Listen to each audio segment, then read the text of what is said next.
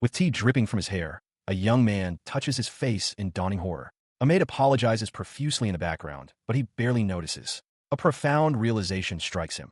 He is Albin Audrin, a 15-year-old villainous noble, and his future holds nothing but ruin. He now understands that he has been reborn into a fantasy novel as its villain, a character defined by arrogance, insolence, and laziness. This Albin was also a genius who never applied himself. His personality warped after losing his parents at a young age. Looking down at his own overweight body, he sees the grim truth. At this rate, his fate is sealed. A vivid image of this future flashes through his mind. Himself, crawling defeated and pathetic in a filthy back alley. He is certain that he will be ruined. He recalls the catalyst for his downfall from the novel. It all begins at the academy, following the loss of a duel against the protagonist.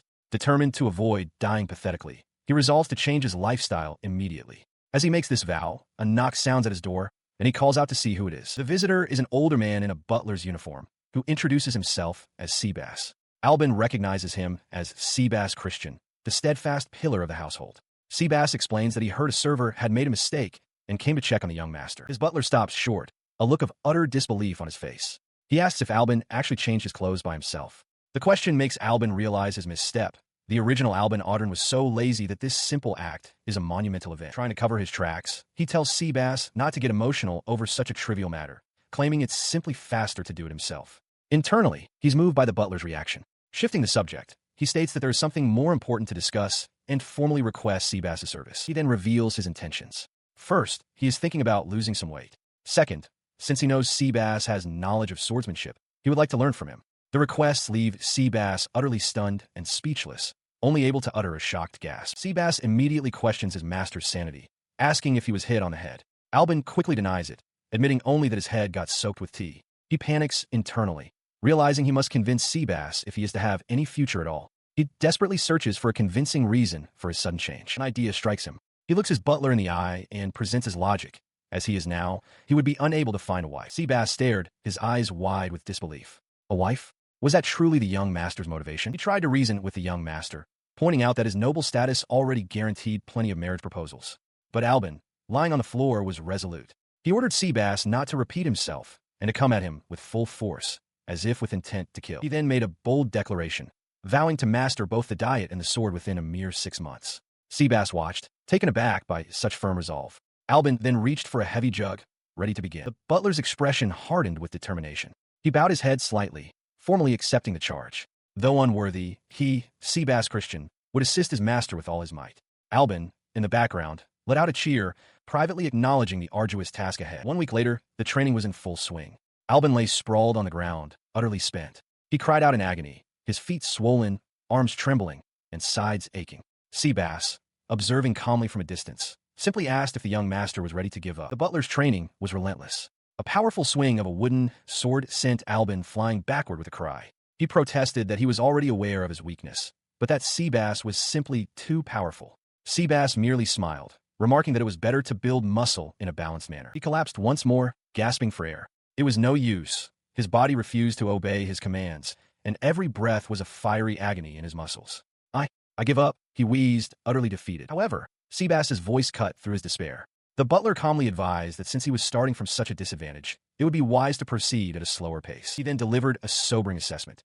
At the current rate, it would likely take a full year just to lose the weight and closer to 3 years to achieve any level of swordsmanship. The words struck Albin, whose eyes widened in disbelief. His shock quickly hardened into a grim smile. He pushed himself up, clutching his sword. Acknowledging that the path would be troublesome, he found his resolve renewed. It was still an improvement. He looked towards his butler and requested his continued companionship on this difficult journey. Pleased by the young lord's resolve, Seabass smiles, affirming that's the spirit. He promises to accompany Albin however far he wishes to go on this path. 1 month later, their training is underway. As their wooden swords clash, Seabass critiques his student's swordsmanship, noting it's not bad, but still too slow. Albin, defiant, shouts back that he is not done yet. Another month passes, and the training's intensity increases. Seabass deftly sends Albin flying through the air, chiding him for letting his guard down. Surprised by the maneuver, Albin can only cry out his mentor's name. By the end of the 3rd month, Albin, though panting, manages to hold his ground. He declares that he has finally caught up. Seabass finds the progress enjoyable, privately noting that Albin has always taken this endeavor seriously. Their training then moves to a new location, the mouth of the cave. Albin is shocked to learn there is a dungeon in his territory. Seabass explains that it is a low-risk one with weak monsters, and after 3 months of training, Albin has made significant progress in his mastery. He continues, revealing the purpose of their visit. It is time to confirm whether Albin's sword skills are of any use in practical combat. Seabass wishes to see the results of the training firsthand. Albin realizes this is his final exam. As if on cue, Seabass points out a creature deeper within the cave, identifying it as a goblin, a fairly low-level monster. He explains that while goblins normally move in packs, this one appears to be separated from its group. With a severe expression, Seabass then poses a direct question to his student. Can you kill it? Albin's face hardens as he clenches his fist. In response, he steps forward, his gaze fixed on a lone goblin. He advances steadily, preparing for his first true battle. As Albin engages the creature, Seabass reflects on his student's journey. He had initially believed that the lazy boy's drive would last 3 days at most. He was certain Albin would never follow through. However, he was proven wrong. Albin absorbed every lesson with incredible speed, leading him to this very moment. He swings his sword with focused intensity, a testament to the belief that there are no limits for a hardworking genius. The blade cuts through the air, aimed at his final foe. As the last goblin falls, he stands panting amidst the cavern's gloom. Watching from a distance, Seabass is overcome with emotion, his heart pounding with a forgotten excitement. With tears welling in his eyes, he declares with utter confidence that Albin is truly remarkable, a swordsman beloved by the gods. Albin stands over the bodies of his defeated enemies, his expression grim. Seabass marvels at the amazing, yet terrifyingly cold and heartless, efficiency of the kill. He approaches the young man, his training now complete. Seabass looks him in the eye and states plainly that Albin has grown stronger, and that he has nothing left to teach him. The declaration hangs in the air. Albin, his face still marked by the grime and blood of battle, processes the finality of his mentor's words. His surprise gives way to a surge of accomplishment. He clenches his fist tightly, a grin of hard-won satisfaction breaking through the exhaustion. 3 months later, back at the Audern estate, the atmosphere is far from calm. Albin, dressed once more in his noble attire, slams his hands on a desk and demands to know if it's true that he has received a marriage proposal. Seabass, ever the composed butler, gently admonishes him for his volume. He recoils for a moment, questioning whether this could truly be considered good news. His apprehension quickly melts into excitement. However, he begins to daydream about finally having a wife, wondering what kind of person she might be, and hoping she is both cute and kind. His daydreaming ceases as a crucial question comes to mind. He turns back to his butler and asks which family has made the proposal. Seabass averts his gaze slightly, covering a small cough with his hand. The butler gives his answer, the Barrow-Ducal family. The name strikes Albin with the force of a physical blow, his expression turning to one of stunned disbelief. He frantically questions Seabass, unable to comprehend why the prestigious Barrow-Ducal family would consider him. The difference in their status is immense. He is merely a baron. He demands to know their reasoning, his voice echoing into the evening as bats take flight from a nearby window. A sudden, chilling memory surfaces. He recalls a detail from the story he knows. The character Albin did, in fact, marry someone. The name flashes in his mind with dawning horror, Letitia Barrow. She is known as a problem child, a young woman whose engagement was annulled due to her misdeeds, leaving her an outcast with no other prospects. The weight of this revelation crushes him. He stares into the middle distance, utterly despondent, wondering what the point of all his hard work over the past 6 months has been. In the end, he realizes he is still on a direct path to his own ruin. As he slumps in defeat, Seabass observes him. The butler notes that the young lady of the Barrow family does indeed appear to have a difficult personality, bluntly calling the situation a pain. Despite this, he offers a simple, almost detached encouragement. Please do your best, Albin-sama. With a look of sheer exasperation, Albin Audern threw his hands up, asking aloud if he could refuse. The very thought of the situation was a torment he wished to avoid, a sentiment he kept to himself as his butler, Seabass, stood by. Seabass calmly laid out the consequences, suggesting that if Albin wished to turn the powerful Barrow-Ducal family into an enemy, he was welcome to try. The threat only made the situation seem more troublesome in Albin's eyes. Even as a distant maid offered a quiet word of encouragement. The butler pressed his point, questioning why a connection with the Barrow family wouldn't guarantee their own family's safety. Albin shot back, his voice filled with panic, insisting that this very connection was the path to his own ruin. Later, in a private study, Seabass inquired about the specific actions of the young lady in question. He began to recount the latest rumors he had heard. According to the whispers, the lady had embezzled taxes from her family's estate and brazenly brought a young man into the mansion. Seabass continued, adding that she was also a notorious spendthrift who had even dipped into her own fiancé's assets. Listening to the litany of scandals, Albin could only conclude that she sounded utterly unhinged. The weight of this information settled heavily upon him. He clenched his fist, the effort he'd put in, even losing so much weight to alter his destiny, now feeling entirely pointless. Outside the window, the sound of crows echoed ominously. His frustration hardened, his gaze fixed and intense. Moments later, the sound of an approaching carriage announced her arrival. Standing beside Seabass at the entrance, Albin braced himself, whispering that the time had finally come. He couldn't help but wonder what sort of monstrous person would emerge. The carriage door opened, and a single figure stepped out. Letitia Barrow descended, her demeanor poised and her expression unreadable as she moved toward the mansion. As she drew closer, his expectations were shattered. The woman before him was nothing like the rumors suggested. Stunned by her appearance, he found himself thinking she was pretty before managing to offer a formal greeting. "Good day to you." He could only stammer a reply as the young woman introduced herself as Letitia Barrow. She formally announced that she would be in the care of the Audrin family from now on and requested that they look after her. As Letitia finished, Seabass stepped forward, introducing himself as the butler. He offered to show her to her room, assuming she was tired from her journey, and inquired about her attendant. Letitia stated plainly that she did not have one. Her bluntness left Albin momentarily stunned. Ignoring his reaction, Letitia simply instructed Seabass to hurry and guide her. She glanced back over her shoulder, clarifying for the two men that she had come to this place entirely alone. Once she was out of earshot, Albin turned to his butler, asking for his thoughts. Seabass began by diplomatically stating that she was a very beautiful lady, but Albin cut him off, clarifying that wasn't what he was asking.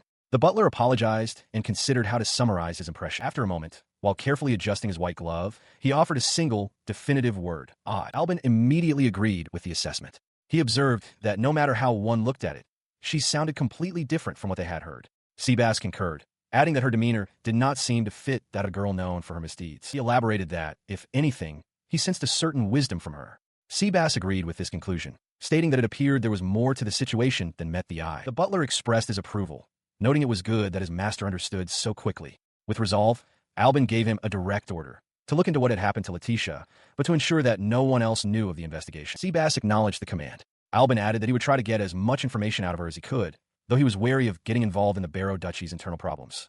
Despite the mystery, he admitted to himself that he was relieved, though the reason for his relief remained unspoken. An unseen observer remarks on Letitia's surprisingly refined demeanor. They had expected some uncultured fool, but found Letitia to be the very picture of grace. The observer continues, suggesting to Albin that Letitia might even make a fitting wife for him. He blushes at the thought, admitting to himself that he would be quite pleased if that were to happen. His hopes are quickly dashed during a meal. While he attempts to tell a story about adventurers and mimics, Letitia completely ignores him, her expression unreadable as she eats. As she finishes and politely thanks them for the meal, his frustration boils over. He stands abruptly, shouting her name, but she prepares to leave without a glance in his direction. He watches her depart, complaining aloud that she still refuses to talk to him. Seabass, standing nearby, offers a dry opinion.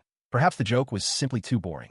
Albin snaps back for him to shut up. He reveals that Letitia has been ignoring him for 3 whole days. Seabass suggests that Albin's reputation has likely changed in her eyes, but Albin wonders if she is merely on guard against him. Clenching his fist, he resolves not to back down. His renewed determination leads him to approach her again.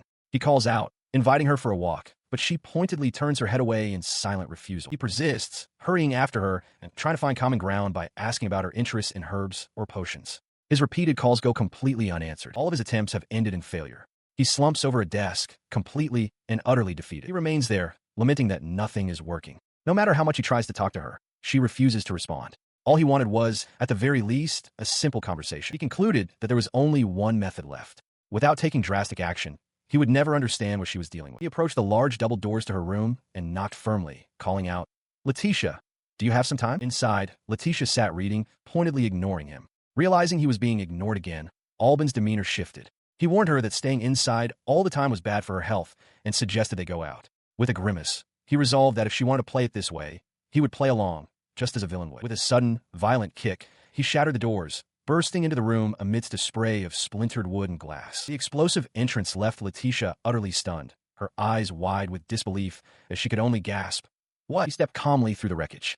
"Pardon me," he said. Letitia, trembling with anger, demanded to know how he could do such a thing. Albin casually promised to have the door repaired, but she shot back that the door wasn't the problem. Her indignation boiled over. With arms crossed, she shouted at him for daring to barge into a lady's room without permission, demanding that he show some shame. He responded with a sly, confident smirk. "Sorry, but I'm actually a scumbag, you see," he admitted. He declared that if it's to achieve his purpose, he'll even barge into a woman's room. Stunned, she could only question what his purpose was. He leaned forward over the table, separating them. Without further ado, he announced with a charming smile, "Letitia, go on a date with me." His audacious demand rendered her completely speechless, her mind reeling as she uttered a faint, confused, "Eh." Outside, Albin Audrin stretches his arms wide, remarking on how refreshing the air is. He turns to Letitia Barrow, asking for her agreement. With a cold expression, she concedes that she might feel the same way if he were not present. He realizes she is still completely on guard around him. He imagines her internal insults, labeling him as scum. With a sigh, he reflects that if their roles were reversed, he wouldn't be able to trust someone like Albin Audrin either. Putting the thought aside, He points toward a path leading up the mountain, suggesting they follow it to see some beautiful scenery. After a brief pause, Letitia quietly agrees. As they proceed, she suddenly stumbles on the uneven ground. She calls out for him to wait, admitting she is not used to walking on mountain paths. She chides him for not warning her beforehand if he had planned such a walk. Albin apologizes and, asking for her pardon, reaches down towards her. In a swift motion, he lifts her into his arms, bridal style. Letitia lets out a startled cry. He smiles, explaining that this way, she will not sprain her feet. Held firmly, she immediately tells him not to touch her. Albin reassures her that he won't do anything strange, as it would only cause trouble, though her words seem to sting. He internally marvels at how easily he can carry her, mentally thanking Seabass for his training. At the same time, Letitia thinks that even if he isn't doing anything weird, it feels like he's thinking something weird, a thought that strikes Albin with uncanny accuracy. Continuing on, he excitedly tells her to look ahead, announcing that their destination is now visible. Letitia looks up from his arms, curious. The sight before them is a breathtaking, sprawling landscape. Letitia stares a quiet wow, escaping her lips as she takes into view. Albin watches her, a gentle smile on his face. She looked at him, surprised, as he explained that from this vantage point, they could see the entirety of the Audran territory. He earnestly told her he had truly wanted to show it to her. He continued, adding that after all, they would be taking care of this territory together from now on. The statement seemed to catch Letitia off guard, her eyes widening slightly. As they walked, she reflected on the rumors she'd heard, that Albin Audran was an arrogant and insolent thug. She remarked aloud that he was quite different from what she'd been told, causing him to pause in confusion. He turned back to her with a grin, correcting her assessment. The rumors were missing the fact that he was lazy, he declared, and also, he was no mere thug. His grin widened, revealing sharp teeth as he pointed a finger upward. "I'm a villain," he proclaimed, much to Letitia's amusement. She smiled warmly, a radiant expression that left Albin momentarily speechless. She playfully countered his claim, pointing out that villains don't typically call themselves villains. Her laughter echoed by the water's edge. As he watched her wade into the shallow stream, Albin thought to himself that her laughter was the best sound in the world. She called out his name, her face bright with joy. She told him the water was cool and pleasant, a refreshing change of pace for a city girl, a sentiment he quietly acknowledged to himself. Now sitting together by the water, she asked if asserting his dominance over a city girl made him feel good. He grinned, admitting he was just joking and hadn't been trying to do that at all. He then grew more serious, addressing her by name. He pointed out that they didn't really know anything about each other yet, and suggested they take this chance to introduce themselves properly. Letitia sighed, stating she wasn't really interested, but Albin insisted that he was. He listens as Letitia Barrow formally introduces herself, stating her favorite foods are black tea and scones, and her hobby is playing with children. He remarks that she must like kids, and she clarifies that she doesn't hate them, at least. He then announces it's his turn. He introduces himself as Albin Audran. His favorite food is steak, though he is currently avoiding it to watch his weight, and his hobbies are sword practice and simply lazing around. Letitia muses that she can't tell if he's a hard worker or a slacker, a sentiment he laughingly admits he wonders about himself. He continues, telling her he likes her just as she is now, and jokes that he must be a hard worker to have transformed her body so. Their light-hearted exchange is shattered by a deafening roar. From the woods emerges a massive, monstrous killer bear. The bears of these woods are a known nuisance, often eating crops. Letitia panics, asking why he's explaining this now and urging him to run. The beast roars again, its gaze locked on her. Albin realizes it's targeting Letitia and calmly draws his sword, shielding her from the threat. With a cold expression, he steps between her and the monster. In a flash of steel, he decapitates the bear, declaring that pest like it should stay away from Letitia. The massive body of the beast collapses behind him. He sighs, lamenting that their conversation had finally been going well, then turns to Letitia to ask if she is all right. She trembles, assuring him she's fine, but was just startled, as she'd never seen a monster before. Watching her, Albin internally scolds himself, realizing that, of course, she would be scared after such an attack. Acting on this thought, he quickly closes the distance between them and gently takes her by the shoulders. Startled by the sudden movement, she looks up and whispers his name. He looks down at her, his expression filled with sincere relief. He tells her softly that he is so glad she's safe and sound. His genuine words seem to break through her shock. Her eyes well up as a single tear begins to form. She gently squeezed his arm, calling his name to get his attention. He turned, confused by her question. With her gaze lowered, she asked him why he was being so kind. He could only ask what she meant. She looked up at him, her voice filled with genuine confusion, and questioned if he wasn't simply being forced into a political marriage with her. His serious demeanor melted away into a playful smile as he declared his desire to flirt with his cute wife. Unconvinced, she pointed out that he could have simply secured her family's support without involving her personally, demanding to know his true reasons. The smile vanished from his face, replaced by a cold, calculating intensity. He revealed his true intention was not affection, but investigation, to discover what she had done and who she had provoked. He admitted that his previous behavior was merely a facade. Taking her hand, he offered a piece of advice, explaining that while she was once unrelated to his troubles, she was now involved. He warned her that ignorance would be her safest course of action. Her expression hardened with resolve. She looked down at him and delivered a startling ultimatum. If he truly wished to keep the Audrin family safe, then he must treat her badly. The unexpected declaration left him utterly stunned. Letitia Barrow recalls her childhood. At the tender age of 5, she learned she had a fiancé, Duke Morrow Bertley. As a little girl, she innocently wondered what kind of wonderful man he might be. The reality, however, was that Duke Morrow was an absolute fool. He lived a life of pure decadence, surrounded by women, laughing boisterously as he encouraged them to take as much as they wanted, hinting at what he expected in return. This memory leads to a specific confrontation. Letitia enters a room to find Morrow lounging with his companions. As they notice her arrival, he addresses her without even turning, dismissively asking what she wants. She stands before him, her expression firm, and demands he listen. She explains that the rising taxes have become a severe burden on the people of his domain, warning that if things continue at this rate, they will face ruin. He scoffs at her plea. With a dismissive gesture, he belittles her, stating that a mere pipe woman from the Barrow family has no place meddling in politics. The insult, reducing her to a simple political tool, visibly stuns her. Her shock gives way to silent fury. Letitia clenches her hand into a tight fist, the fabric of her dress wrinkling under the pressure of her contained rage. Humiliated, she turns and walks out of the room. As the doors begin to close behind her, she can hear the other women mocking her, one repeating his cruel term, pipe woman, while the other feigns pity, unable to stop laughing. Once alone, her composure breaks. She leans against the wall, tears of frustration and sorrow welling in her eyes. The painful truth settles in. This man is her precious fiancé, the one she was taught to dedicate her entire life to since childhood. However, beyond her personal suffering, the plight of the people remains. The streets of the domain show clear signs of poverty and neglect, a stark visualization of the very problem she tried to address. This reality seems to have spurred her into action. Now, under the cover of foliage, Letitia moves with stealth, peering around a stone corner with a look of cautious determination. She witnessed the grim reality of the streets. A child wailed for their father, laid to rest in a simple coffin.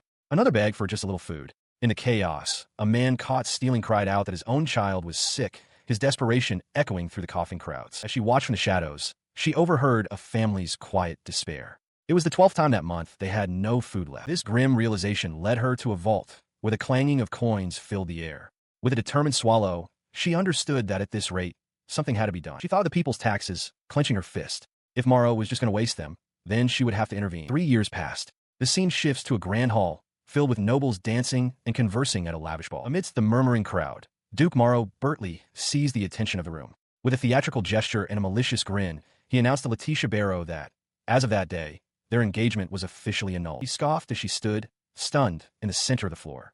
She could only ask what he was saying. His voice dripped with condescension as he laid out his accusation for all to hear. He claimed that squandering their wealth wasn't enough for her. She'd had the audacity to embezzle tax money.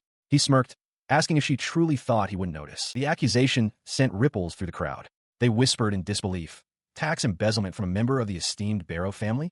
Letitia stood frozen, the weight of their stares pressing down on her. He leaned closer, his expression cold. Whatever her reason, he declared, stealing is stealing. Overwhelmed, she tried to protest, to explain that she was just trying to... With another woman pressed against his side, Duke Morrow pointed dismissively, declaring that Letitia no longer had the right to set foot in his territory. The woman at his side squealed with delight, praising how cool he was. Upon seeing this, she clenched her fist. She recognized the woman with him. It was the woman from that time. The realization settled in her heart like a stone. Her mind drifted back to her childhood dreams. She remembered herself as a little girl, bidding a good day to Bertley Sama, envisioning a future she now understood she would never see again. That future was now gone. She bit her lip, telling herself she had no right to cry. From across the hall, Morrow's voice boomed, demanding to know why everyone was just standing around and ordering them to hurry up and get her out of there. Despite the humiliation, she looked up with resolve. She understood. She had done what she did knowing full well what the consequences would be. Half a year passed. At the Barrow household, Letitia was informed of her new fiancé, Audrin. Every noble had heard the rumors that he was the worst kind of aristocrat. Arrogant, selfish, and lazy. She couldn't help but feel this was some form of divine punishment for her sins. However, the reality of Audrin was completely different. He had been nothing but kind, expressing his gladness that she was safe and sound. He promised they would take care of the territory together from now on, and had even asked her on a date. Tears streamed down her face as she remembered. He saw her for who she truly was. He had even believed in her. It was for that very reason she couldn't get involved. She watched him from the shadows, determined not to put Audrin in danger. The thought of losing something precious again, of having her hopes shattered once more, she hated it. She hated all of it. Overwhelmed, she collapsed in her room, clutching her chest. Tears flowed freely as she was left with a single, desperate question. What was she supposed to do? In a grand, sunlit hall, Seabass informs Albin that it seems Letitia was framed in the matter. Standing further down the corridor, Albin quietly acknowledges that he has heard enough. He turns, his expression hardening into a chilling smile. A single, dark thought consumes him.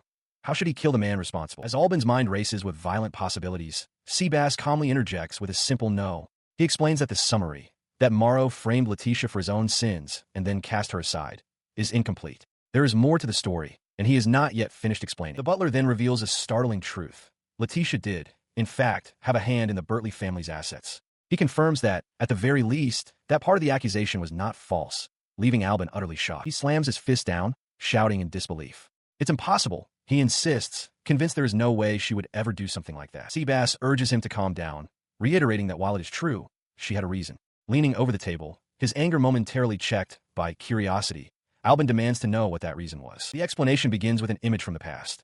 Letitia smiling warmly at a delighted young child. Seabass reveals the full truth. Letitia had been embezzling taxes from the territory to fund a shelter for abandoned children living in poverty, as shown by a memory of her serving food to a room full of them. As Albin processes this, Seabass confirms it. Letitia was stealing for the children. He adds that she had also been recklessly dipping into the Bertley family's assets to help the poor and raise their standard of living. A quiet realization dawns on Albin as he recalls that she always did seem to like children. He straightens up, overwhelmed. My goodness, he murmurs. He now understands that Letitia has been doing everything to clean up the mess left by Morrow's incompetence. He realizes her recent attempts to push him away were to keep him and his family safe, a selfless act that solidifies his resolve. He stood in silence for a moment, processing the revelation. Then, he called out his butler's name. From the far end of the hall, Seabass turned and acknowledged him, asking for his master's command. He then asked what Seabass truly thought after hearing the whole story, encouraging him to be honest. The butler did not mince words. He stated plainly that, to put it coarsely, the entire situation was complete bullshit. A dark, predatory grin spread across Albin's face. He agreed completely with his butler's sentiment. Clenching his fist, he asked for Seabass's assistance, vowing to show the scumbag who framed Letitia what a real villain can do. Letitia pauses, a piece of bread in her hand, her expression one of disbelief. She asked for clarification, and Albin, seated across from her, calmly confirms her suspicion by poking the table. He states plainly that he was the one spreading the rumors. He explains his motive with a confident smile, to clear Lady Letitia's name and settle her regrets. He has started a rumor that Albin Audrin is plotting his revenge against Duke Morrow. She stammers, barely able to form the word "you," as he leans back, confirming that yes, is that kind of rumor. Her composure breaks as she stands abruptly, warning him that such an action will inevitably draw Duke Morrow's unwanted attention. Albin, however, remains perfectly calm, simply telling her to settle down. He then reveals there is more to his plan, stating that he is spreading another rumor as well. Letitia, taken aback, can only ask what he means. He elaborates on the second, contradictory story he has put into circulation, that he and Lady Letitia are not on good terms, and that he intends to secretly pay Duke Morrow a large sum of money to have her disposed of. He concludes his explanation with a sly grin, adding the phrase, or so the story goes. She voices her confusion, pointing out that the second rumor is the complete opposite of the first one. He leans forward, his expression sharp and knowing. He explains that this contradiction is precisely what makes the plan perfect, because rumors are most effective against someone who is hiding something. Meanwhile, at the Bertley estate, Duke Morrow sits amidst piles of coins, reacting with clear agitation. He questions the conflicting reports he's received, exclaiming that the latest news is the total opposite of what he had heard before. He listened as the rumors swirled around him. A noblewoman recounted the tales spreading through town, that he had an awful reputation, that he was working Letitia to the bone, or worse, had her imprisoned. The woman seemed confused by the conflicting stories, but he simply leaned back with a confident smile, suggesting that the rumor of them not getting along could very well be true. His mind raced, piecing together his own version of the truth. He pictured Albin Audrin, a man he considered to have the absolute worst personality, and concluded there was no way a strict woman like Letitia would ever be a good match for him. The thought even crossed his mind that Albin might go so far as to have her killed. Meanwhile, the architects of his confusion were assessing their next move. Letitia pointed out that they were still just rumors, and that they needed something more decisive. Albin, taking a sip of his tea, agreed, calmly stating that Morrow should be panicking right about now. He set his cup down, his expression turning serious as he looked directly at her. This, he explained, was exactly why he needed her. Her hands tightened into fists. She apologized, but refused his request, stating she could not drag the entire Audrin house into a conflict born from her personal revenge. He remained unfazed by her refusal, insisting that this was not just about her revenge. He declared that he wouldn't be satisfied if the situation continued, revealing that he knew the truth behind every bad thing she believed she had done. She looked away, still burdened by her past, insisting that she did, in fact, commit those crimes. Albin calmly countered, stating that everything she did was for the sake of the people in her territory. She turned back to him, questioning if knowing the truth had led to regret. With a confident smile, he denied it completely. His smile widened slightly as he clarified his position, stating that, in fact, the opposite was true. He explains to Letitia that knowing more about her has actually put his heart at ease. She sits across the table from him, listening intently to his unexpected reassurance. Placing his hands gently over hers, he declares that his heart is already set. He makes a solemn vow to cherish her for the rest of his life. His gaze remains fixed on her as he proclaims she is truly worthy of being his wife, and that he will never let her go. He swears an unbreakable oath. He will never betray her, not even if heaven and earth were to turn upside down. His profound declaration moves her to tears. Overwhelmed with emotion, she can only whisper his name. His expression shifts, hardening with resolve. He promises to make the one who caused her so much pain pay for his actions, stating that this is exactly why he can never forgive Morrow. She wipes away a tear, a faint, wry smile touching her lips. With a touch of irony, she remarks that his noble words are hardly fitting for someone meant to be a great villain. But perhaps the greatest villains are, in fact, those who treasure the ones they love the most. Their shared understanding solidifies in the quiet room, with Seabass standing watch. Sometime later, within the Audrin territory, stand the vast food storage warehouses. Inside one of the warehouses, Letitia waits amidst towering shelves of supplies. The sound of a footstep breaks the silence as a man's voice remarks that he has kept her waiting. The man who has arrived is none other than Duke Morrow Bertley, a condescending smirk on his face. He addresses her simply as Letitia, a familiarity that she internally notes is as disrespectful as ever. The confrontation she anticipated has begun. She watched as Duke Morrow Bertley held up a letter, expressing his surprise that she had actually sent one. In response, she confirmed that she had enough, stating she could no longer live as Baron Audrin's wife. Morrow mockingly held up the document, remarking that it was less a letter and more a cursed item, filled with complaints about the Baron. She pleaded with him, calling him a much better man than her husband could ever be. She offered to apologize for everything if he would just get her out of the Audrin house. The noblewoman at Morrow's side then asked if Baron Audrin was truly so terrible, to which Letitia simply confirmed. Morrow listened, a thoughtful expression on his face as he processed her apparent misery. He turned to his companion, asking if she heard Letitia's words, before erupting into a fit of derisive laughter. The noblewoman looked on, confused by his sudden outburst. His laughter was cut short by the arrival of a figure he identified aloud, Baron Audrin.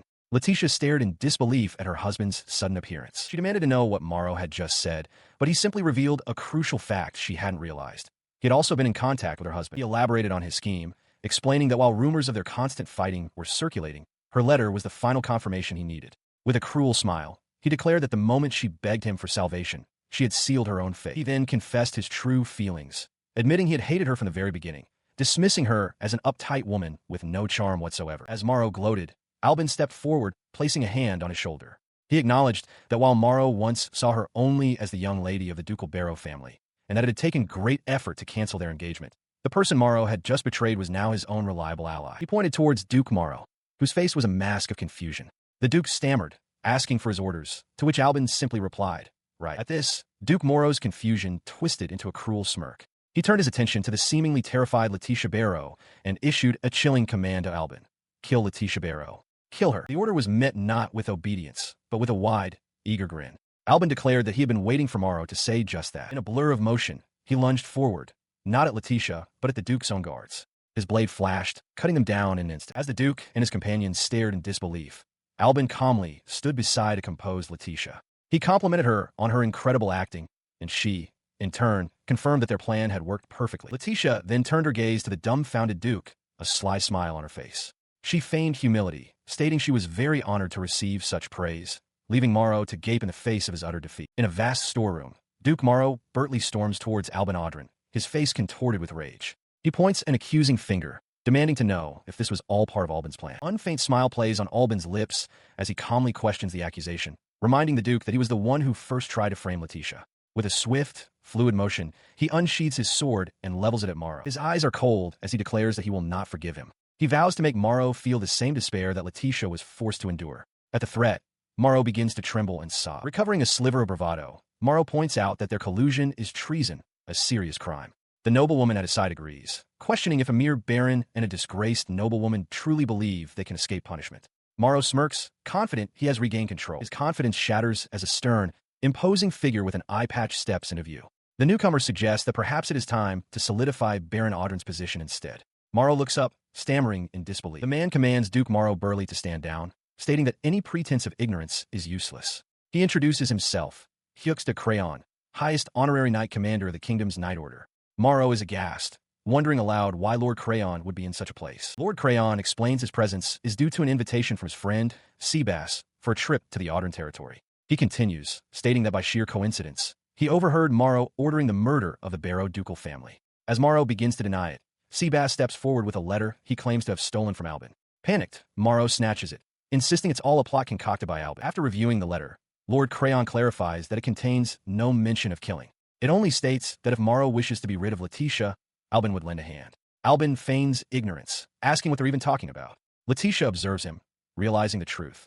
He is a truly wicked man who ensured Lord Crayon overheard the verbal command while leaving no written proof of his own complicity. With the facts laid bare, Lord Crayon points towards the Duke and orders his knight to take Morrow Bertley into custody. Morrow stares at the incriminating letter, his expression one of utter defeat. As the knight approaches, he makes a desperate final gambit.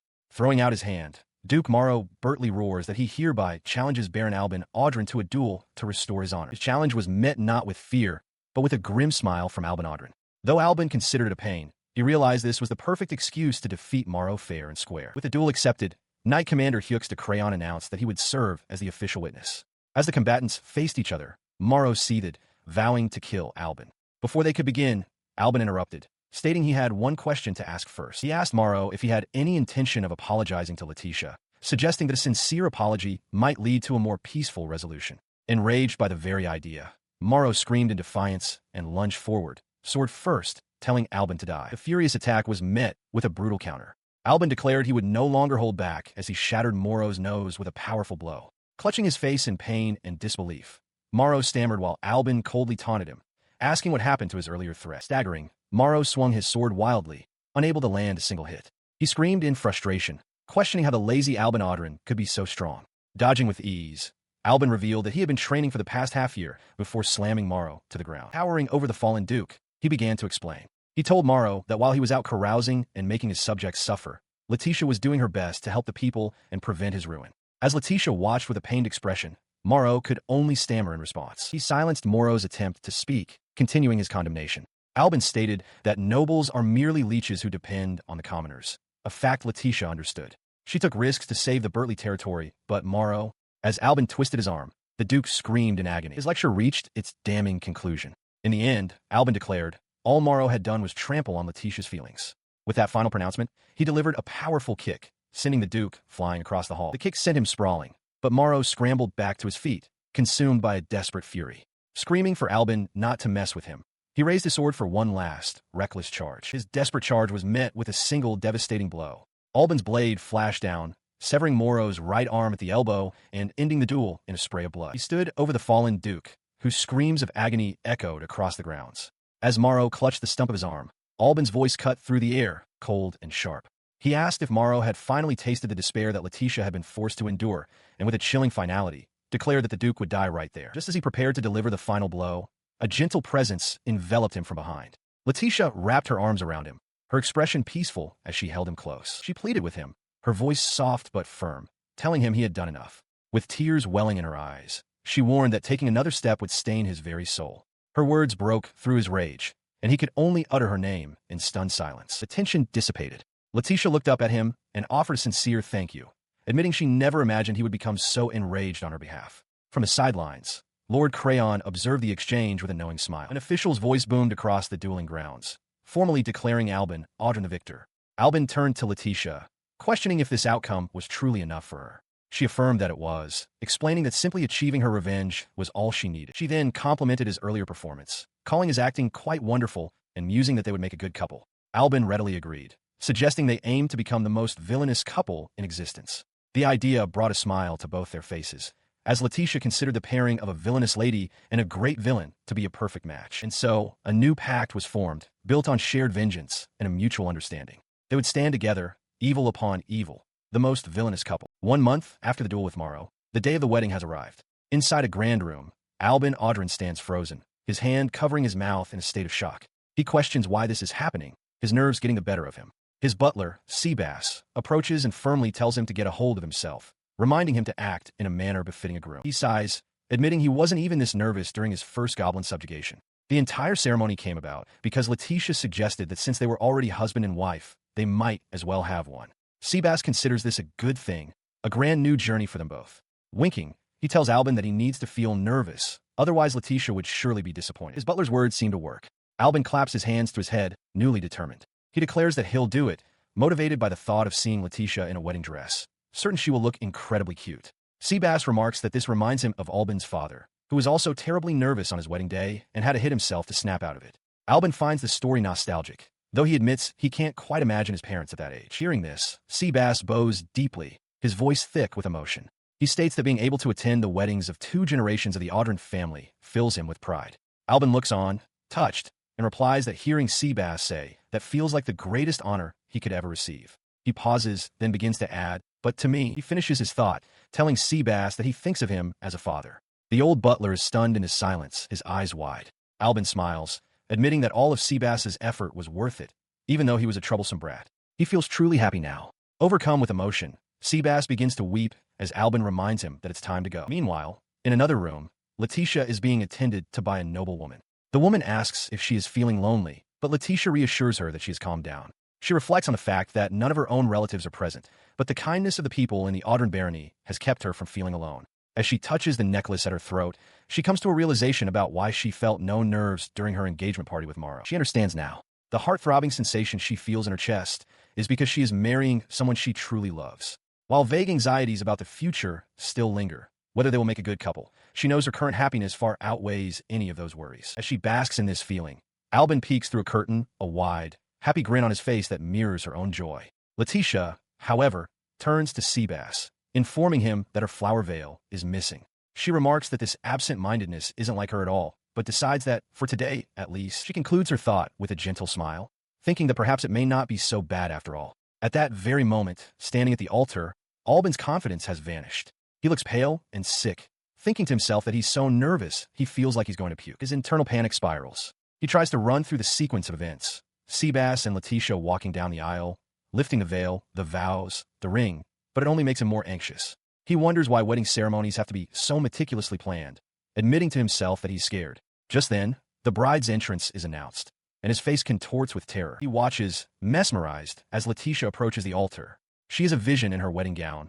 her eyes closed in serene happiness as flower petals drift around her. He is left breathless by her beauty, thinking she is not merely an angel, but a goddess. Noticing his stunned expression, Letitia grows flustered, asking if there is something on her face. She decides to take his intense stare as a compliment. Nearby, Seabass remarks that while Albin is being loud, he agrees Letitia is the most beautiful woman in the world. Albin realizes with joy that he wasn't the only one whose heart felt ready to burst. Overwhelmed with happiness, he stands with his bride, Letitia Audran. The priest begins the ceremony, asking if they will take each other as husband and wife, to love one another in sickness and in health, for richer or poorer, until death do they part. Together, their voices firm, they reply, "Yes, we do." The priest then invites them to exchange rings. As they prepare, a memory of a past fear surfaces in Letitia's mind.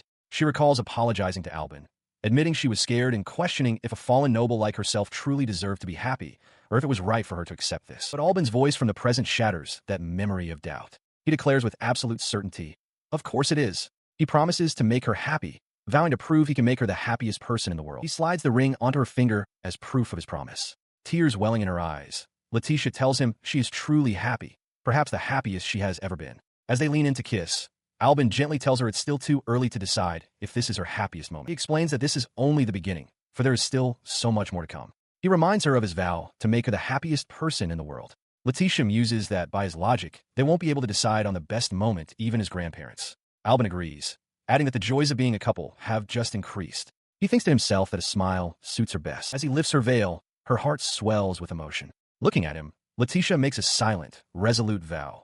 She will do anything to protect his smile. They share a kiss, sealing their vows. As the crowd applauds, an observer remarks that Albin and Letitia Audran seem to be a very interesting couple indeed. Elsewhere, within an office, Lord Hux de Crayon addresses an elderly man as Headmaster Faust. He explains that he has decided to recommend a certain couple and asks for the headmaster's opinion. A female officer standing nearby immediately voices her opposition, questioning the decision due to the horrible rumors surrounding them. The headmaster simply listens, stroking his long beard in contemplation. Having considered the matter, the headmaster of the Royal Academy raises his head. He concedes that they are a special case and proposes a simple solution. They will be allowed to take the entrance exam. As he speaks, his eyes narrow with a calculating intensity. Outside the Audran estate, a carriage stands ready. A group of maids gathers around Letitia Barrow, their farewells filled with emotion. They plead for her to have a good life in the capital, promising to send the vegetables they cultivated together and assuring her she can return anytime should she face hardship. Letitia, seeing their distress, offers a gentle smile. She asks them not to be so sad, making a heartfelt promise to return after 3 years. Her reassurance does little to soothe them. The maids are overcome, weeping as they beg to accompany her. They cry out that they cannot bear to be separated from her and wish to continue attending to her. Their pleas are cut short by Albin Audrin's firm voice. He states plainly that the answer is no. As employees of the Audrin family, he reminds them their duty is to care for both the mansion and the territory. Despite their disappointment, the maids reflect on Letitia's strict yet kind nature. He feels a single tear form, but quickly dismisses the emotion, questioning why he would be moved when he is the head of the household. Later, inside the mansion, Duke Morrow Bertley calls out to Albin.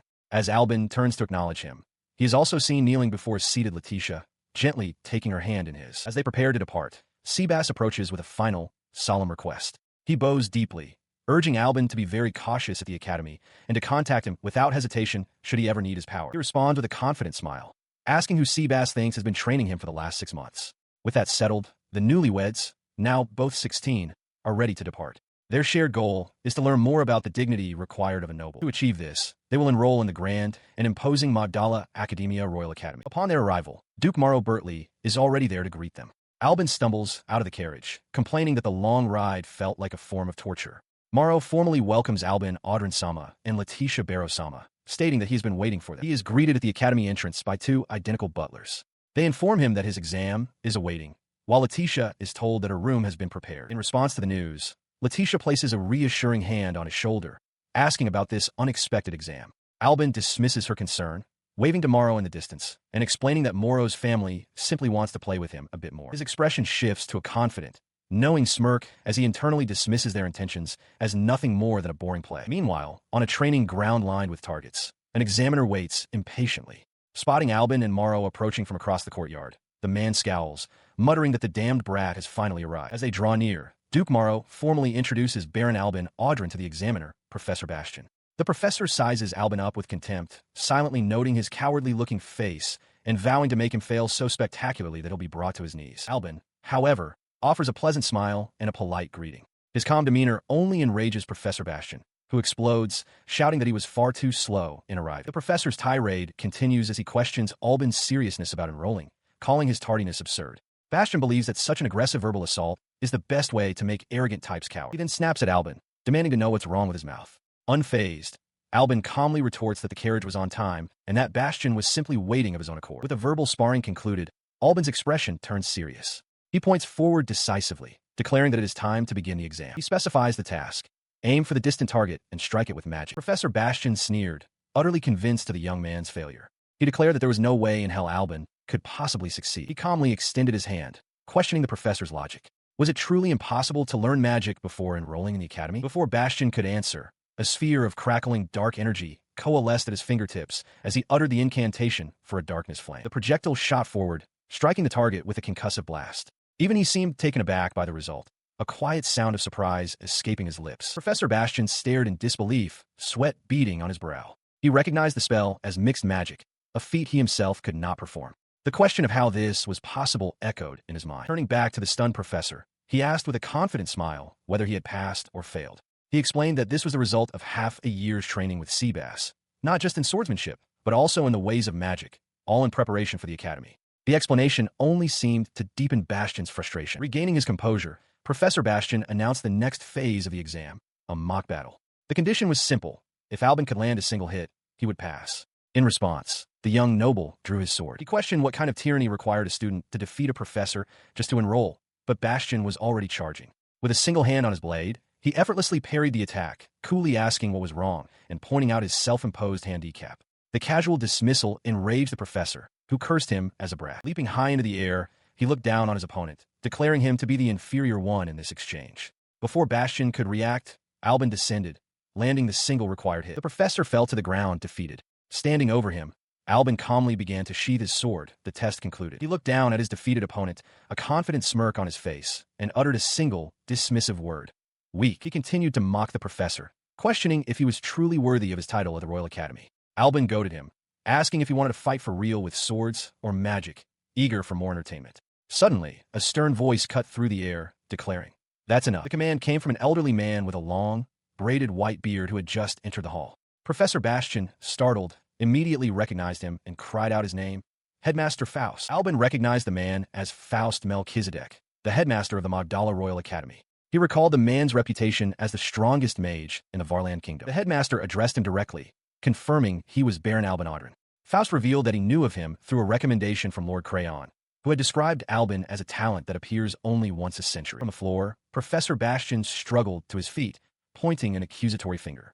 He pleaded with the headmaster to punish the boy immediately for injuring a teacher. In response, Headmaster Faust's expression hardened. He turned his gaze upon the professor and stated coldly that the academy has no need for incompetence, ordering him to take his things and leave at once. His words struck Bastian with the force of a physical blow. The professor's face contorted in disbelief and horror, unable to process his summary dismissal. Muttering a curse, the disgraced professor collapsed to the ground. With the matter settled, the headmaster turned his full attention back to the young noble, addressing him by name, now Albin Audren. He formally announced that he would permit Albin's enrollment into the Royal Academy, advising him to study hard. With a respectful bow, Albin accepted, thanking the headmaster graciously. He listened as Headmaster Faust gave him a final piece of advice, to remember his place as a student and to hold back from any further unnecessary bullying of the faculty. The warning was punctuated by the sight of the dismissed Professor Bastian, still kneeling in the distance. He internally conceded the point. The headmaster was right. With a casual stretch, he resolved to be more careful about going overboard from now on. As he began to walk away, Headmaster Faust stopped him with another instruction. He explained that Albin and one other student would be housed in a special building, just for the two of them. When Faust pointed the way, Albin was confused, noting that the men's dormitory should be in the opposite direction. He followed the headmaster's directions, arriving at a large, imposing set of double doors. Pushing the doors open, he found Letitia Barrow sitting inside, holding a cup of tea. Wondering aloud who his roommate could possibly be, he quickly put on a bright smile and extended a hand in a friendly greeting, suggesting they get along. She calmly took a sip from her cup, pointing out to him that he was mistaken. This was not the women's building. He explained that he was only following the guide's directions, which were supposedly direct orders from the headmaster. The implication of the headmaster's instructions suddenly struck him with force. The thought of sharing a room with Letitia would inevitably lead to complications. In a flash of panicked anger, he silently cursed the headmaster, questioning if the old man's goal was to arrange for her to become pregnant before they even graduated. As Letitia watched him with a gentle, knowing smile, he turned abruptly. Announcing that he would go speak with the headmaster directly, he declared his intention to request a room change. Meanwhile, in another part of the academy, Headmaster Faust sat across a chessboard from Hux de Crayon. He calmly moved a black knight into position, speaking a single name, Letitia. Lord Crayon acknowledged that he now understood the headmaster's decision, admitting he had previously thought Faust had lost his touch. He questioned if Faust had borne witness to Albin Audren's gift, a talent said to appear only once in a century, and asked if this was the reason for placing him in the same room as Letitia. The headmaster confirmed it, elaborating on Albin's nature. He is strong, noble, and has not been spoiled by his talent, but he is also merciless. A dark, evil impulse resides within his heart, compelling him to utterly crush his enemies. He is seen with Letitia, who gently cradles his head. Headmaster Faust's thoughts echo, identifying Letitia as the vessel of a wise ruler, a woman who must never be allowed to disappear from Albin's side. The headmaster, alongside Hux de Crayon, watches from afar, expressing his keen interest in seeing what will become of the two of them. Lord Crayon, seated comfortably, declares checkmate in a game. He remarks that new rules will be made for the school year before casually changing the subject, questioning if the situation with Bastian was truly acceptable, acknowledging that the professor had been bribed. Elsewhere on the academy grounds, a young male student seethes with resentment, his face twisted in a grimace as he curses those who he feels look down upon him. Nearby, a studious young woman with glasses looks up from her book, her expression hardening with resolve. She makes a silent vow to prove her worth to them all. Her resolve, however, draws unwanted attention. The resentful student suddenly grabs her, his face contorted with malice as he snarls his intention to disgrace Albin Audren and the entire academy. As he tightens his grip, the girl cries out in shock. The aggressor whirls around, demanding to know who dares to interfere. The newcomer wastes no time, striking the bully with the pommel of his sword and sending him sprawling to the ground. The defeated student can only curse Albin Audren's name as his rescuer turns to the shaken girl, calmly asking if she is all right. She looks up at her savior, a young man with short, light-colored hair, and her eyes widen in recognition as she utters his name in disbelief. Albin. Within the academy grounds, students whisper about the arrival of the infamous Baron Albin Audren, recalling rumors that he assaulted a teacher before he even enrolled. They caution one another to keep their distance.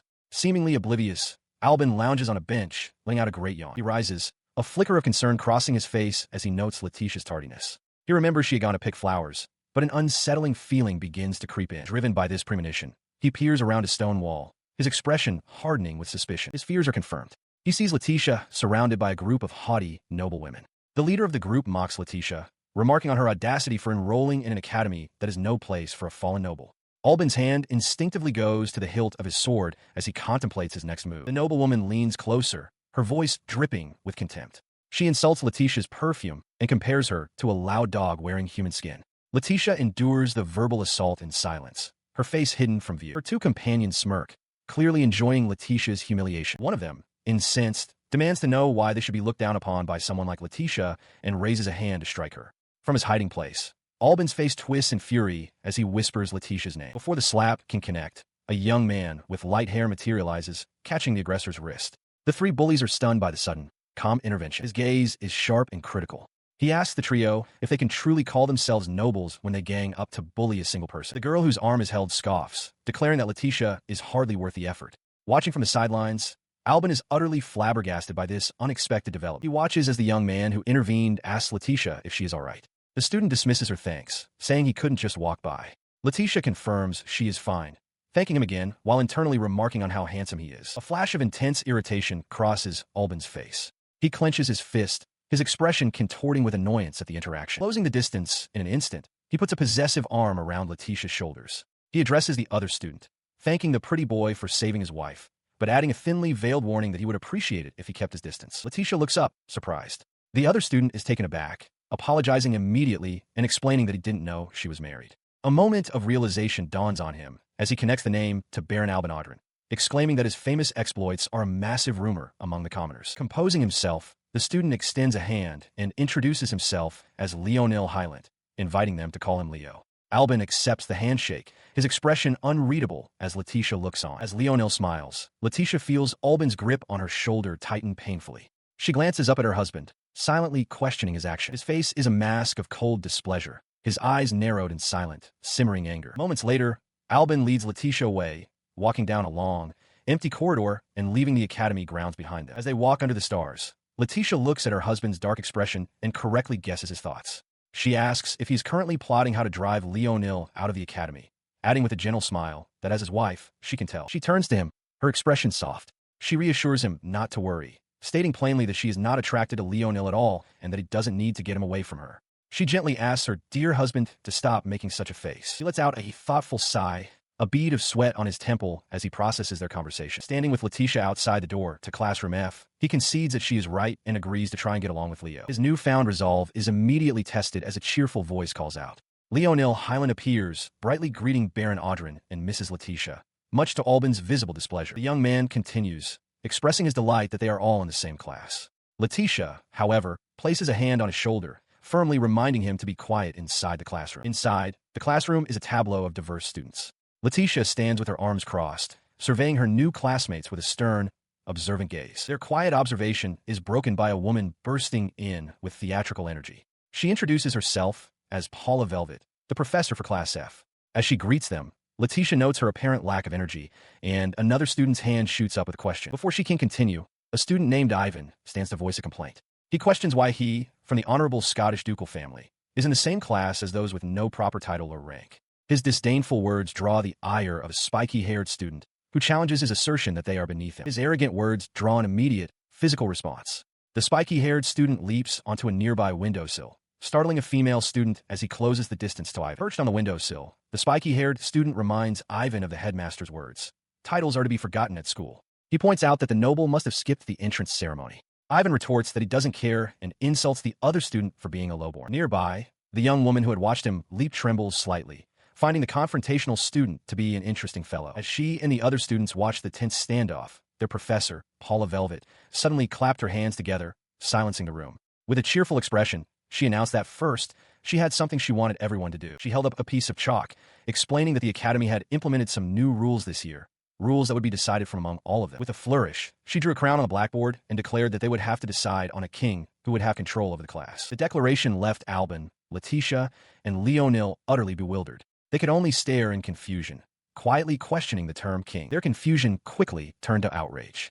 Ivan slammed his hand on his desk, demanding she stop messing around and protesting that he had heard nothing about this before enrolling. Unfazed, Professor Velvet continued, adding the unfortunate detail that the remaining 9 students would have to swear absolute obedience to the king until graduation. While another student trembled at the implications, a dark-skinned young man with long, light hair leaned back in his chair with a relaxed smile. He calmly addressed the professor, acknowledging that there were new rules, and asked how they were supposed to decide who the king would be. In response, she turned back to the board, stating that she would leave the decision entirely up to them. They could talk it out, compete with academics, or stamina, or even use violence or money. She didn't mind how they did it, so long as no one was killed. She then added a critical stipulation with a sly smile.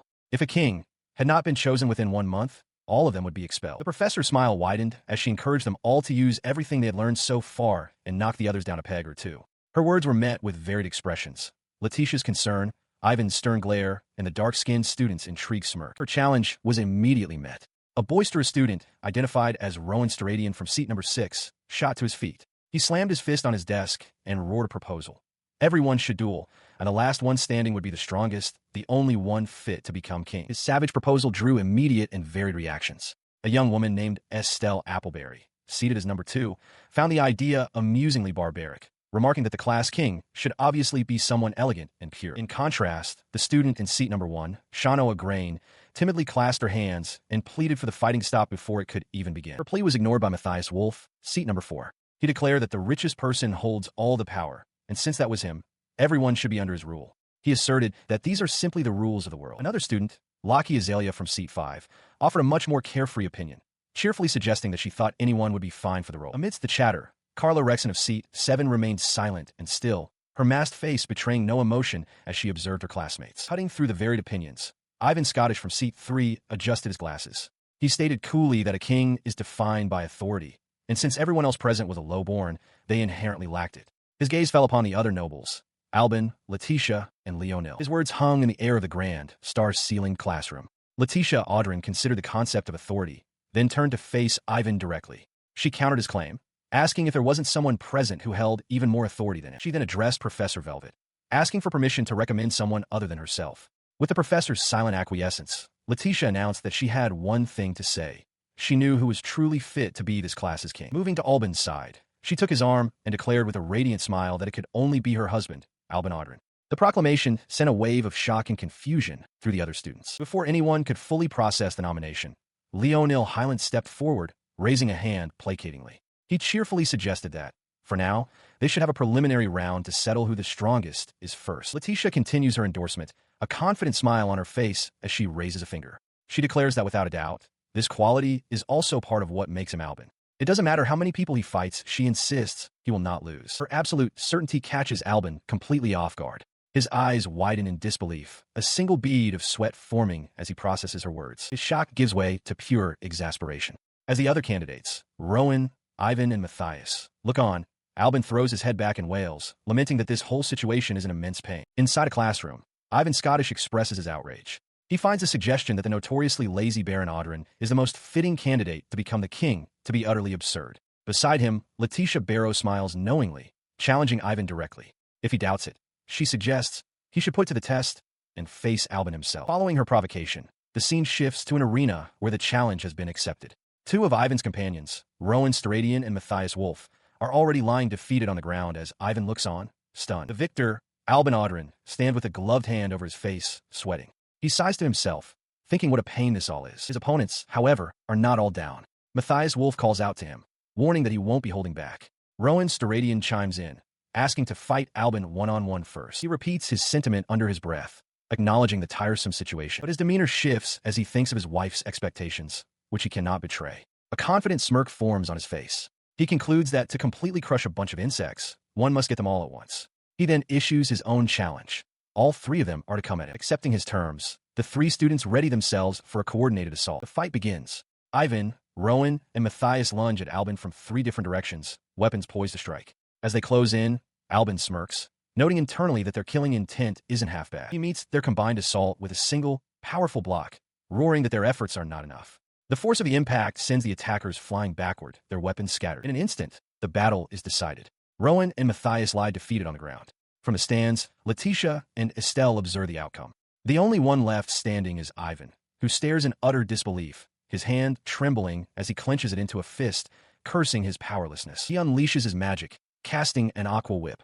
As the watery tendrils lash out, Letitia announces from the sidelines that the dueling arena is protected by a magic circle that nullifies pain and death, encouraging them to fight with lethal intent. He seems shocked that Albin is already using magic, boasting that as a member of the Scottish ducal family, such skills are only natural for him. The attack is effortlessly deflected.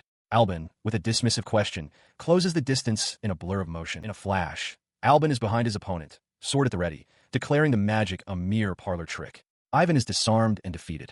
From her seat, Letitia cheers with delight, proclaiming Ivan's Scottish dead. He stands victorious, announcing the duel's conclusion. Letitia praises his good work, and he playfully asks for more, but she tells him to save it for when they return to their room. Her attention then shifts to the other spectators, startling Estelle Appleberry. Letitia issues a challenge to the crowd. Will they all concede, or will they fight? The noblewoman recoils in terror, shouting that it's a joke.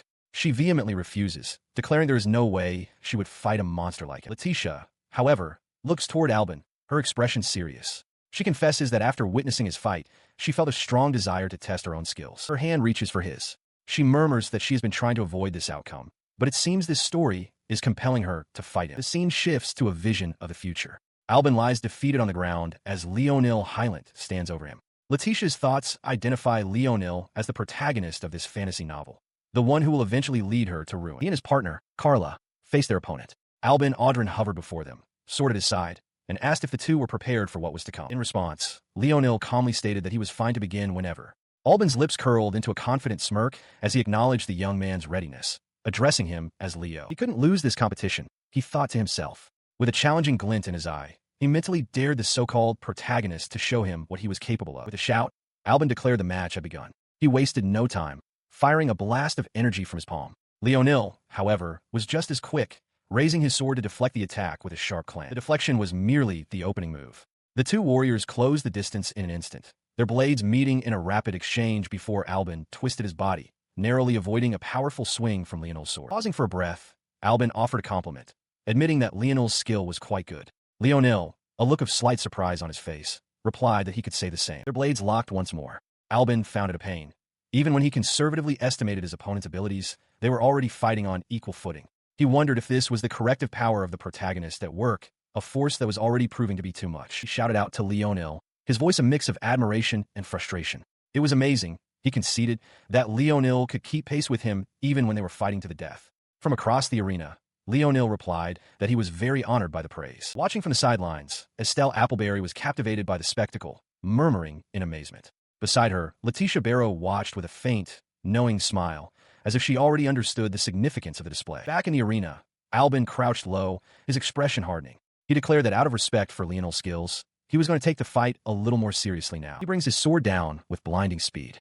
Leonil can only grunt in surprise, his eyes wide as the blade descends upon him. The force of the blow shatters Leonil's guard. With a wild grin, Albin declares the match over. But Leonil meets the strike, his own blade holding firm against the overwhelming assault.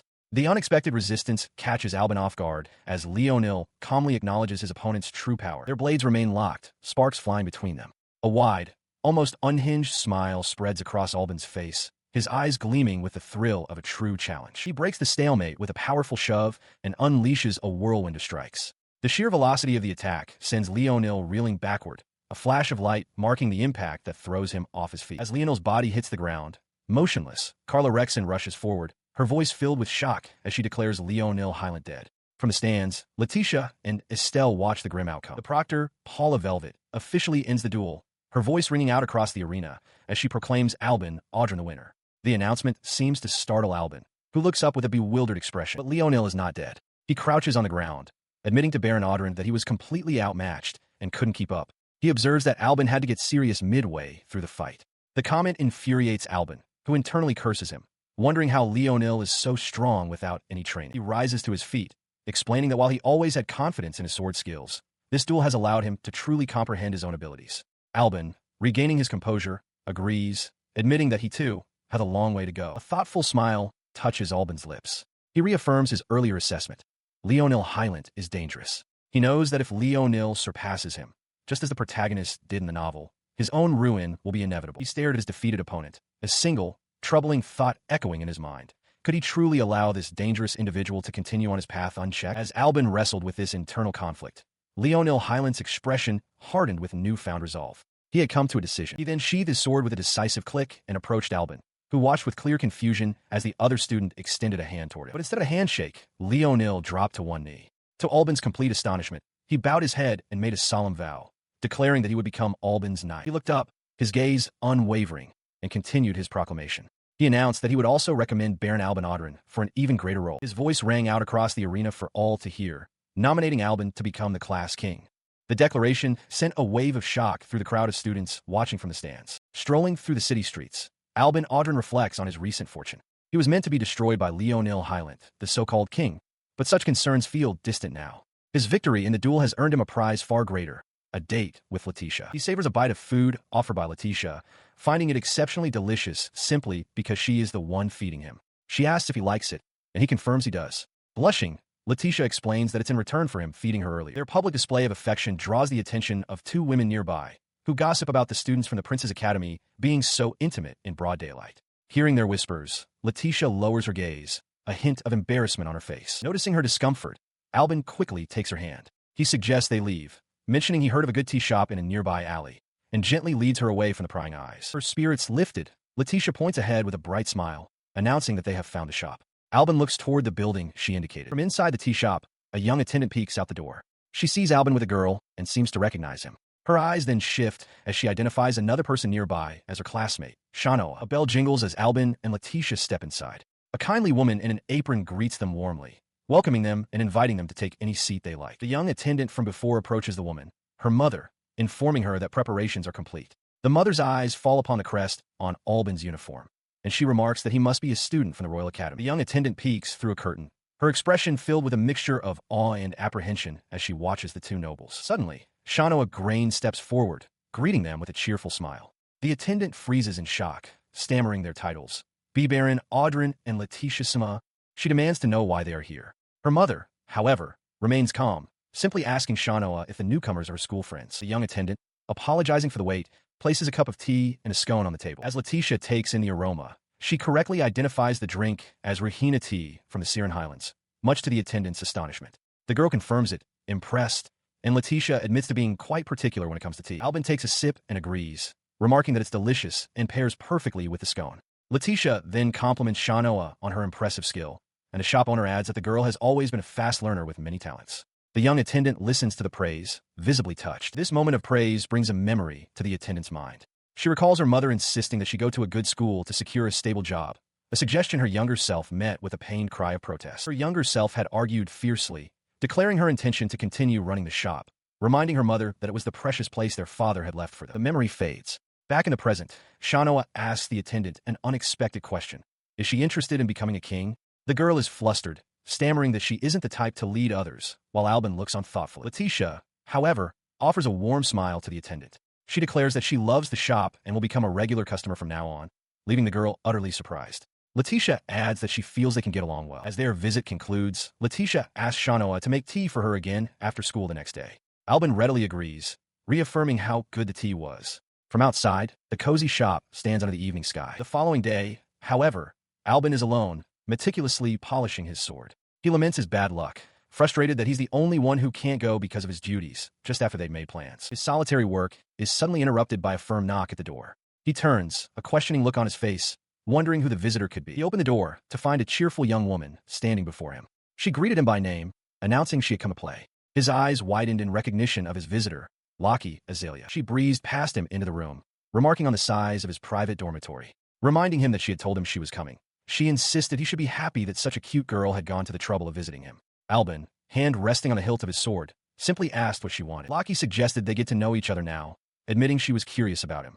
Albin flatly rejected the idea, stating he wasn't happy to see her at all and knew nothing about her. His hand tightened into a fist. He thought to himself that if she wanted to act so friendly, she should at least do it when Letitia was present. He had a strong feeling he would not get along with this girl. Suddenly, she wrapped her arms around him from behind, dismissing his concerns. She pointed out that he and Letitia were just a fake couple, with no real love between them. She leaned in close, her fingers brushing his cheek as she explained her reasoning.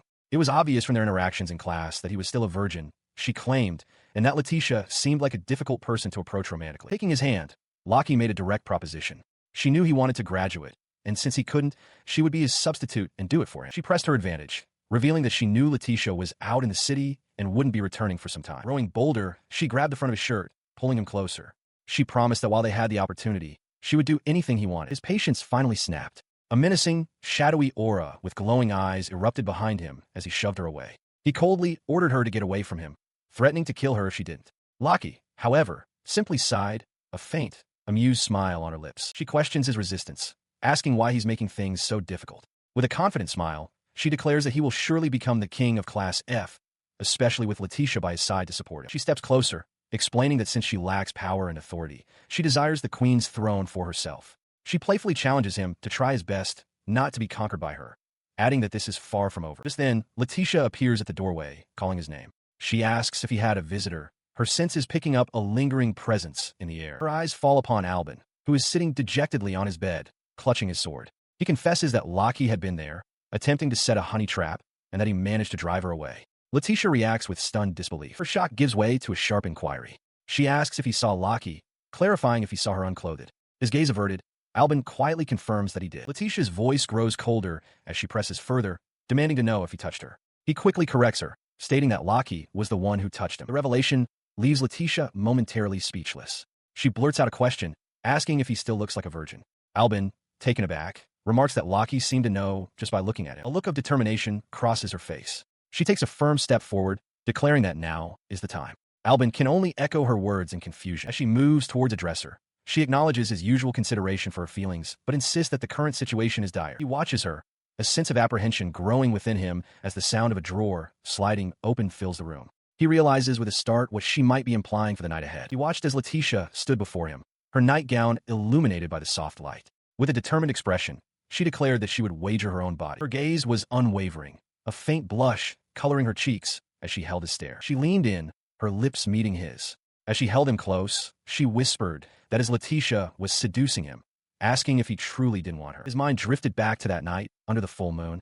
He recalled passing his exam, a moment when his desire for her had been overwhelming. The following day, the two sat together, a new intimacy evident between them. From a distance, Matthias, Estelle, and Shanoa watched, their expressions a mixture of shock and curiosity. From their vantage point, his friends discussed the change. Matthias commented that their aura felt different. Shanoa agreed, noting they seemed more confident than before. Estelle simply wondered what could have happened between them. Their speculation was cut short as Estelle burst into the room with a cheerful morning greeting for Albin. She teased him, suggesting he must have been unable to sleep the previous night from thinking about her. She continued, proposing they do something together that day. Her cheerful advance was met with stony silence from both Letitia and Albin, whose expressions had turned serious. With a flourish, Estelle snapped her fingers, creating a small spark of light in the air between them, a clear and playful challenge. She laughed, declaring that Letitia had let her guard down, calling her a little kitten who didn't even know how to tempt a man. Letitia, however, simply watched her with a faint, knowing smile. She stares down at her rival, a sharp glint in her eyes. She questions Estelle, asking if she truly believes her to be some naive, clueless girl. Estelle is taken aback, a small exclamation escaping her lips. Leaning in closer, she concedes that Estelle managed to make the first move, finding it unexpectedly impressive. Nearby, Leonil Hylant watches the tense exchange, utterly bewildered by the situation. He turns to Albin Audrin for an explanation, addressing him as Baron Audrin, but Albin cuts him off, curtly stating that it's a hassle and not to ask. The two women take their seats, an intense, silent standoff beginning between them. Leonil then pledges his loyalty, reminding Albin that he is his knight and will be there for him should any trouble arise. He asks directly if Albin has any ambition to become the king. Albin dismisses the idea, claiming he isn't suited for the role. Instead, he declares his true desire, to grow stronger and one day surpass Leonil himself. As he speaks, a strange feeling washes over him. He realizes with a chilling certainty that the world itself seems to be conspiring against him, pushing for Leonil to be the one to defeat him. His intense stare leaves Leonil feeling uneasy. Sensing that their current dynamic is unsustainable, Leonil asks Albin to train with him sometime, determined to prove his worth. He internally agrees, viewing it as a necessary part of his ongoing observation. Leonil, however, takes his consideration as acceptance and erupts with joy, thanking him profusely and calling him his ideal king. The sheer brightness of Leonil's sincerity is almost overwhelming for Albin. The moment is broken when Ivan Scottish slams his hand on their table. Leonil immediately questions if he's there to protest the results of their duel. From her seat, Shanoa Grain calls out to Ivan. A voice from the front of the classroom then commands everyone to listen. It is Ivan who stands before the class. He announces to everyone that he has a proposal concerning the election of the king. A confident, knowing smile spreads across his face as he prepares to continue. At the entrance to the Akatsuki dungeon, a place with a recommended level of 20 to 22, Ivan Scottish addresses the assembled students. He clarifies the terms of their contest, The one they call king must possess strength, intelligence, and courage.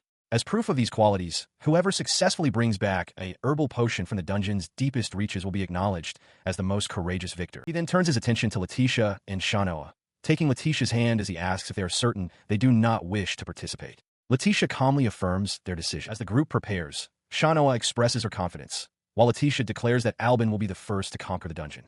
With a heavy thud, the gates swing open, and the F-class herbal potion scramble officially begins. Just inside, a hulking, horned goblin lets out a guttural roar. Rowan Steradian steps forward eagerly, weapon raised, boasting that this time he will be the one to shine. Estelle Appleberry calls out from behind, chiding him for getting excited over a mere croco goblin. She looks down with a faint, dismissive smile, muttering that they are simply in her way. Before anyone can react, Estelle leaps forward, bringing a massive bandage club down upon the goblin's head. The creature's skull shatters on impact, stunning Matthias and Rowan into silence as they witness the raw display of power. The force of her blow obliterates the goblin entirely. As she lands, she coolly commands its remains to scatter. Her classmates are aghast at her strength, recognizing her as the rumored good game girl. Estelle, however, simply thanks the creature for the warm-up. While the others are reeling from the display, Albin Audrin seizes the opportunity, sprinting past them deeper into the dungeon. Estelle calls out for him to wait, thanking him for clearing the path. He glances back, acknowledging her praise of his impressive speed. Watching from a distance, Ivan's Scottish smirks. He concedes that in terms of pure movement, he cannot match Albin. However, he reflects that the outcome will be different if he resorts to using speed-enhancing magic. His expression hardens as he wonders aloud, addressing the absent Baron Audrin, questioning if he truly has no intention of backing down from the contest for the king's throne. Within the dungeon, Albin Audrin addresses his unseen rival, apologizing for the delay. He muses that there are others who seem displeased with the current power dynamic between the two of them. His thoughts are interrupted by the cheerful arrival of Estelle Appleberry and Leonil Hylant, who grandly introduces himself as the knight. Ivan Scottish follows them, a look of apprehension on his face, while Albin's expression sours at the intrusion. Estelle ignores his mood, declaring that it is now their turn and that they should all proceed into the deeper section together. Muttering under his breath about the noise, Albin joins the others as they run forward into the dungeon's depths. They emerge into a massive, empty cavern. Stepping into the vast space, Albin confirms that this is the deepest part of the dungeon, but notes the conspicuous absence of any herbal potions. As Estelle wonders if this means one is about to appear, Ivan voices his suspicion, questioning why teleportation magic would be present in such a place. Suddenly, his eyes widen. A brilliant light erupts from the ground. Albin shouts a warning for everyone to get back, specifically calling to Laki as he shoves her out of the path of a violent magical burst. The blast slams into the ceiling, showering the area with falling rock. Amidst the chaos, Leonil calls out to check if everyone is safe. Ivan can only stare in stunned silence. As the dust begins to clear, a hulking silhouette takes form. A massive, one-eyed monster stands before them, an unconscious person draped over its shoulder. Ivan breathes its name in disbelief, a cyclops. Estelle and Laki look up at the creature, stunned. Estelle wonders aloud how such a rare monster could possibly be here. The cyclops glares down, its single eye wide with feral intensity. Ivan stares in open-mouthed horror, realizing with dawning dread that this situation is completely different from the information they were given. He glances toward Albin, who is still on the floor from his evasive maneuver. He reacted instantly, slamming his fist into the cavern floor. The ground erupted with a deafening crack, the force of the impact staggering the massive cyclops. The monster recovered quickly, swatting Ivan through the air. His classmates cried out his name in alarm, but their shock was cut short by a sudden, dark blur. Albin Audrin moved with impossible speed, his face twisted into a predatory grin as he intercepted the beast.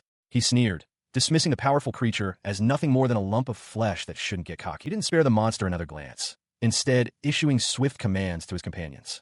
He ordered Laki to take care of Ivan, to which she agreed. Then, his sharp gaze fell upon Leonil. With a confident smirk, Albin told Leo to follow him, declaring it was time to teach the creature a lesson.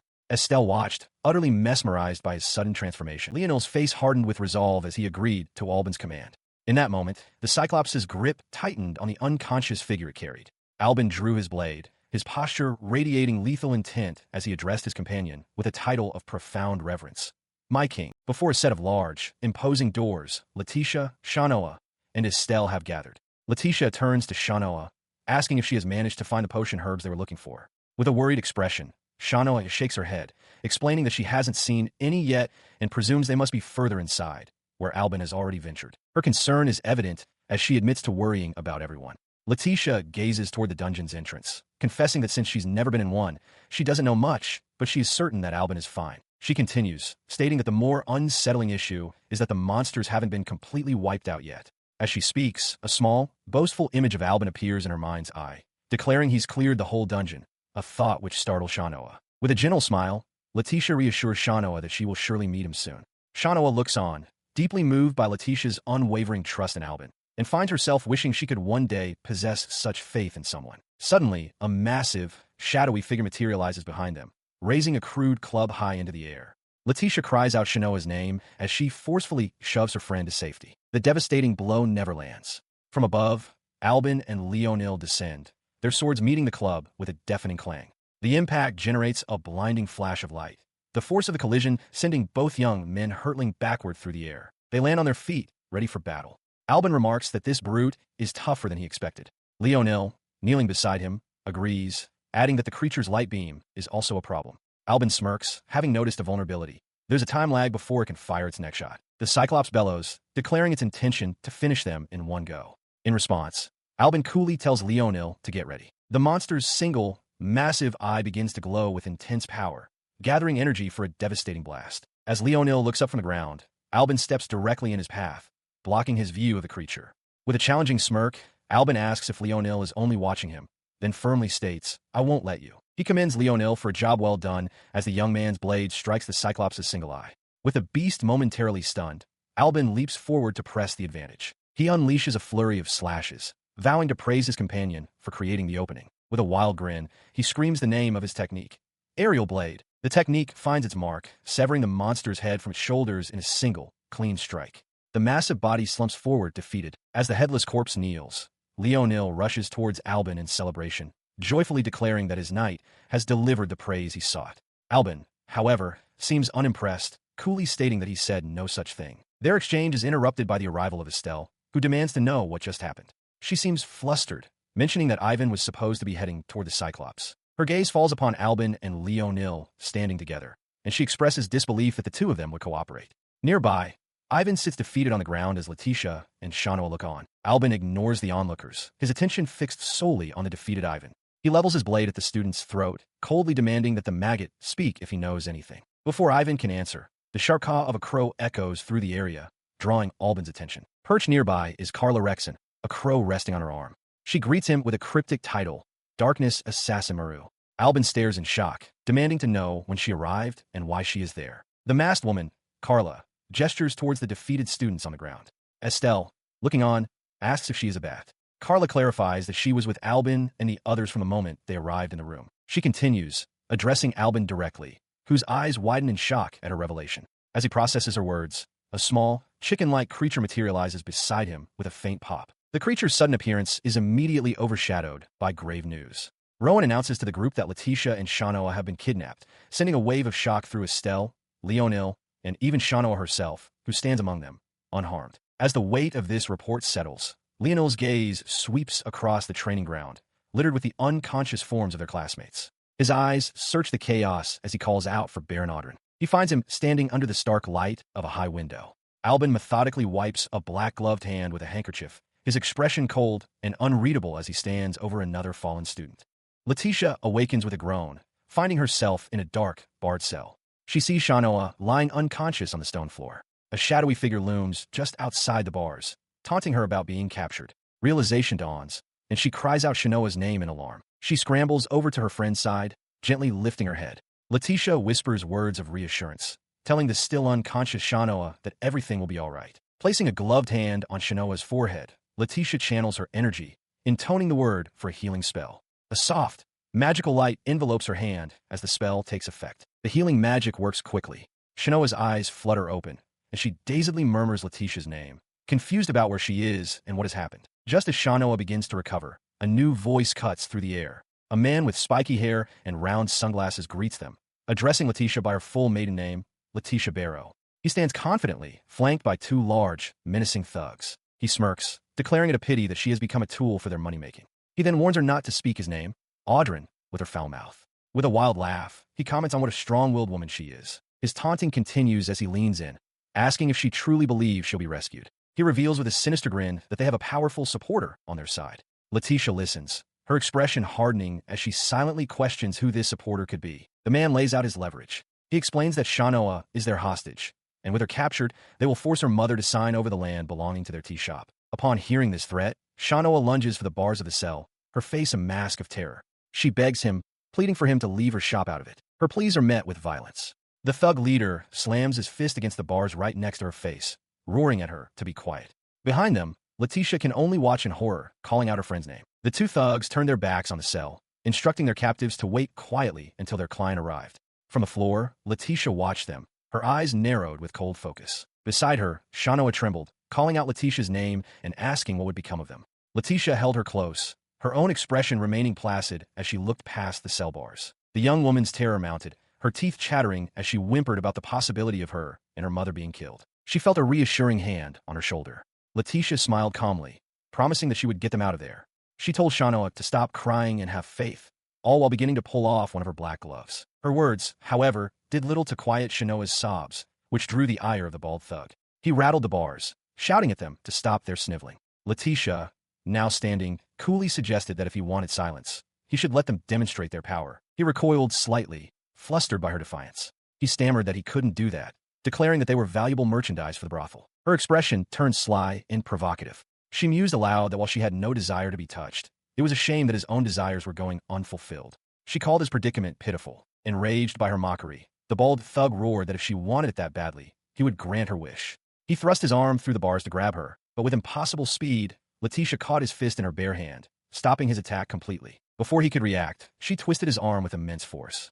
A sickening crack echoed through the cell as his bones snapped, his body contorting in agony. Shanoa gasped in disbelief, while the other thug stared, frozen in shock, at his comrade's grotesquely broken limb. She could only watch as the remaining conscious thug scrambled to his feet and fled, cursing, while his accomplice lay stunned on the floor. Her companion, Letitia, was not finished.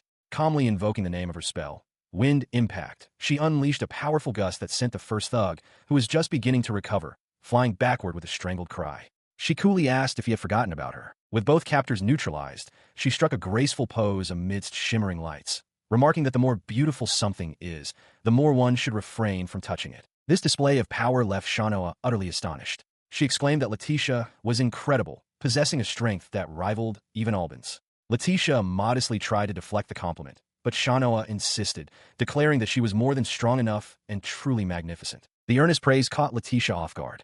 A faint blush appeared on her cheeks as she coughed lightly and offered a slightly hesitant thank you. Regaining her composure, she turned to Shanoa with a plan.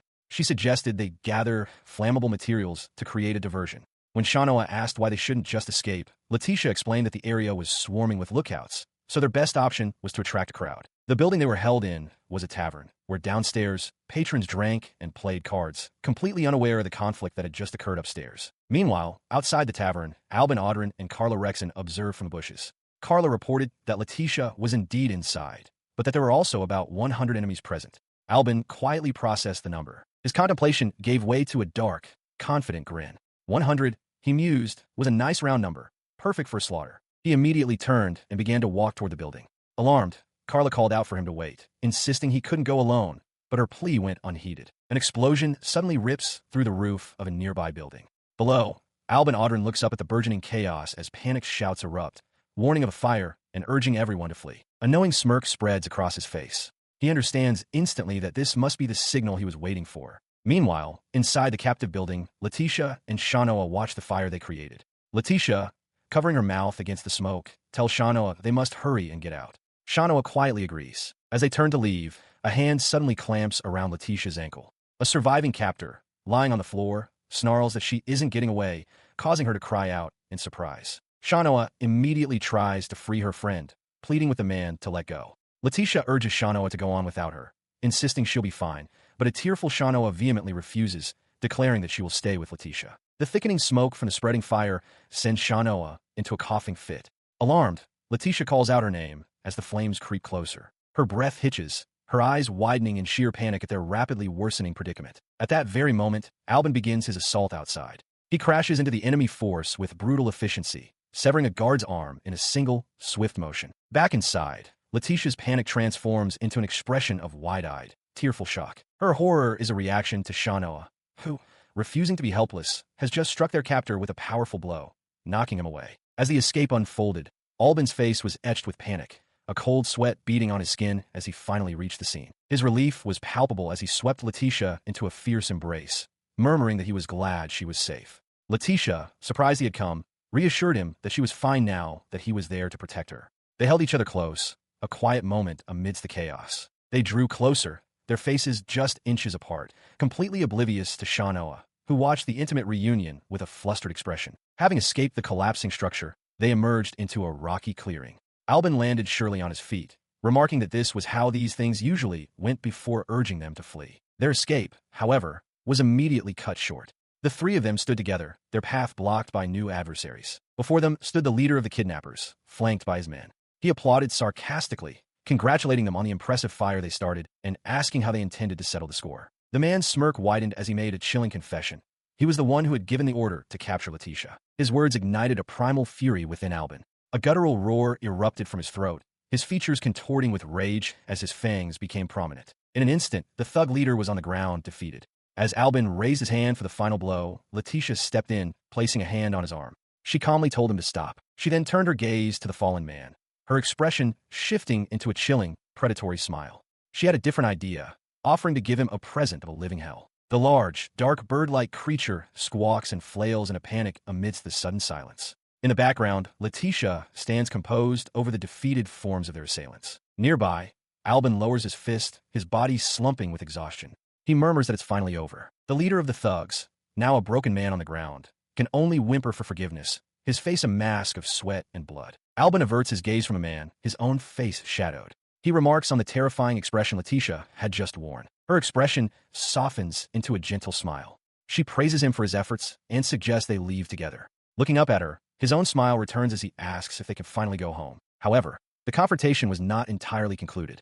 Unseen by the couple, the leader of the thugs rises to his feet, shrouded in a swirling dark energy. He remarks that a failure is a failure, but he is surprised that the pair managed such a feat and now must consider how to report this outcome to his superior. He leaps away, landing on a nearby rooftop. Looking back at the scene, he resolves that he must first come up with a suitable excuse for a mysterious man in a white mask and top hat makes a grand gesture. He recounts a past event, explaining that he once approached Ivan Scottish during his solitary training, declaring him to be a true vessel for a king.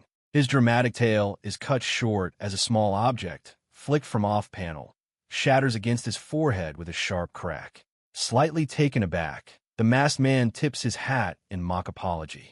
He concedes that he may have gotten carried away with his storytelling, noticing that his audience seems bored. He stands alone in a stark circle of light. He then presents a small, ornate, skull-like object, assuring his listener to rest easy. He promises that he, the self-proclaimed Impaler Duke, will continue to provide entertainment and intrigue. The scene shifts to the grand exterior of the Magdala Royal Academy, as a voice off-panel contemplates the name, Albin Audrin. Inside a classroom, Matthias Wolf points decisively at a stunned Albin, who sits beside Letitia Barrow. Matthias loudly declares that he recognizes Albin as the true king of the class. The declaration causes a stir among the students. Estelle Appleberry decides that only Albin is worthy, while Rowan Storadian affirms his belief in Albin's true strength.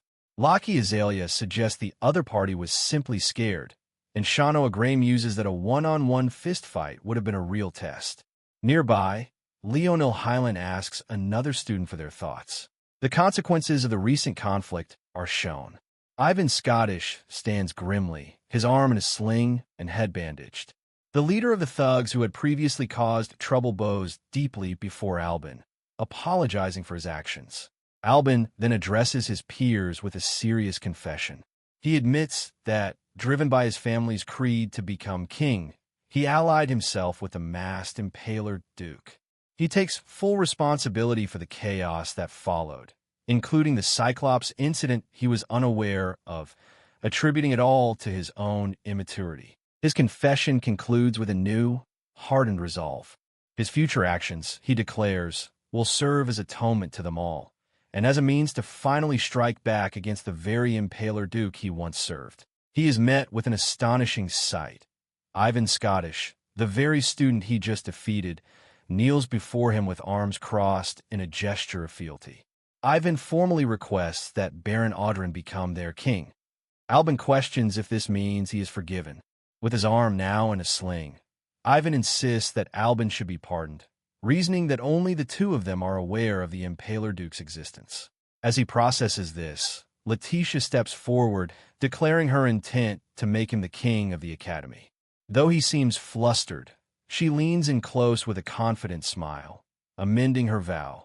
She will make him the greatest noble in the entire country. The sentiment spreads. Professor Paula Velvet announces with theatrical flair that from this day forward, F-Class will pledge absolute, undying loyalty to Albin Audrin. The class cheers in agreement, much to Albin's confusion. He asks Professor Velvet if she is also part of this, and she proudly proclaims herself the Emperor. She then gives him his first task, as king, to receive a congratulatory message from Headmaster Faust. Following her directive, Albin stands before Headmaster Faust. The headmaster congratulates him, presenting an official commendation for uniting F-Class without a single dropout. He also mentions that the investigation into the kidnapping incident is proceeding. The headmaster's formal tone contrasts with a past conversation where he told Ivan Scottish that competition and betrayal are the true nature of the academy. Ivan had retorted with a threat to pluck out the headmaster's beard. Returning to the present, Headmaster Faust dismisses his previous point about competition. He changes the subject entirely, asking Albin if he believes in fortune-telling. He reveals a personal proficiency in astrology, explaining that the stars have been showing him troubling signs about the Academy's future. As a complex magical sigil materializes, he asks Albin to share what he knows. The headmaster's expression turns grim as he delivers the celestial verdict. A great distortion has been born within the Academy's destiny. The weight of this revelation visibly startles Albin. He stood before the headmaster, reflecting on how his life was diverging from the predictable path of a fantasy story. The stars, Headmaster Faust began, indicate destiny. He then asked if Albin had any inkling as to what this could mean. Albin's gaze was steady. He replied that even if he didn't know, his answer would remain the same. His expression twisted into a confident, almost predatory grin. He declared that if anyone, even fate itself, tried to tear him and Letitia apart, he would utterly destroy it. The headmaster let out a hearty laugh, finding the boy's defiance truly interesting. He mused that this must be why the stars spoke of him in such a way. His amusement fading, Faust shifted the topic to the recent kidnapping attempt on Letitia Audrin. He posited that the Valran royal family itself might be involved. Albin reacted with shock. The headmaster quickly clarified, specifying that it was likely not the entire family, but someone within the royal house. Faust explained the gravity of the situation. To protect his wife, Albin would need an appropriate level of resolve. He reminded him that even powerful ducal houses like Peru and Scottish were mere nobles before the Valrand royal family, the supreme authority ruling the nation. His fist clenched tightly. Albin's resolve was unshaken. He stated simply that no matter who the opponent was, he would protect Letitia. He continued with cold certainty, declaring that he would do so even if the entire country were to brand him as evil for his actions. With his declaration made, Albin turned to leave. The headmaster, taken aback, called out that such a statement could be considered treason, but then decided he would pretend he hadn't heard it. He turned from the headmaster's desk, a wide, almost feral grin stretching across his face as he departed, leaving a concerned Faust to watch him go. As the door slammed shut, Headmaster Faust remarked to himself that such an expression should not be shown to anyone, yet he also seemed to find a grim satisfaction in it. Meanwhile, on what appeared to be a training ground, Rowan Steradian sat on the dirt, exclaiming in awe that the man was a knight worthy of standing with the king. Professor Bastian chided him, reminding Rowan that his own ability to wield such a massive axe was impressive in its own right. Rowan remained quiet, reflecting internally that the man he faced, Albin, existed in a world far beyond his own.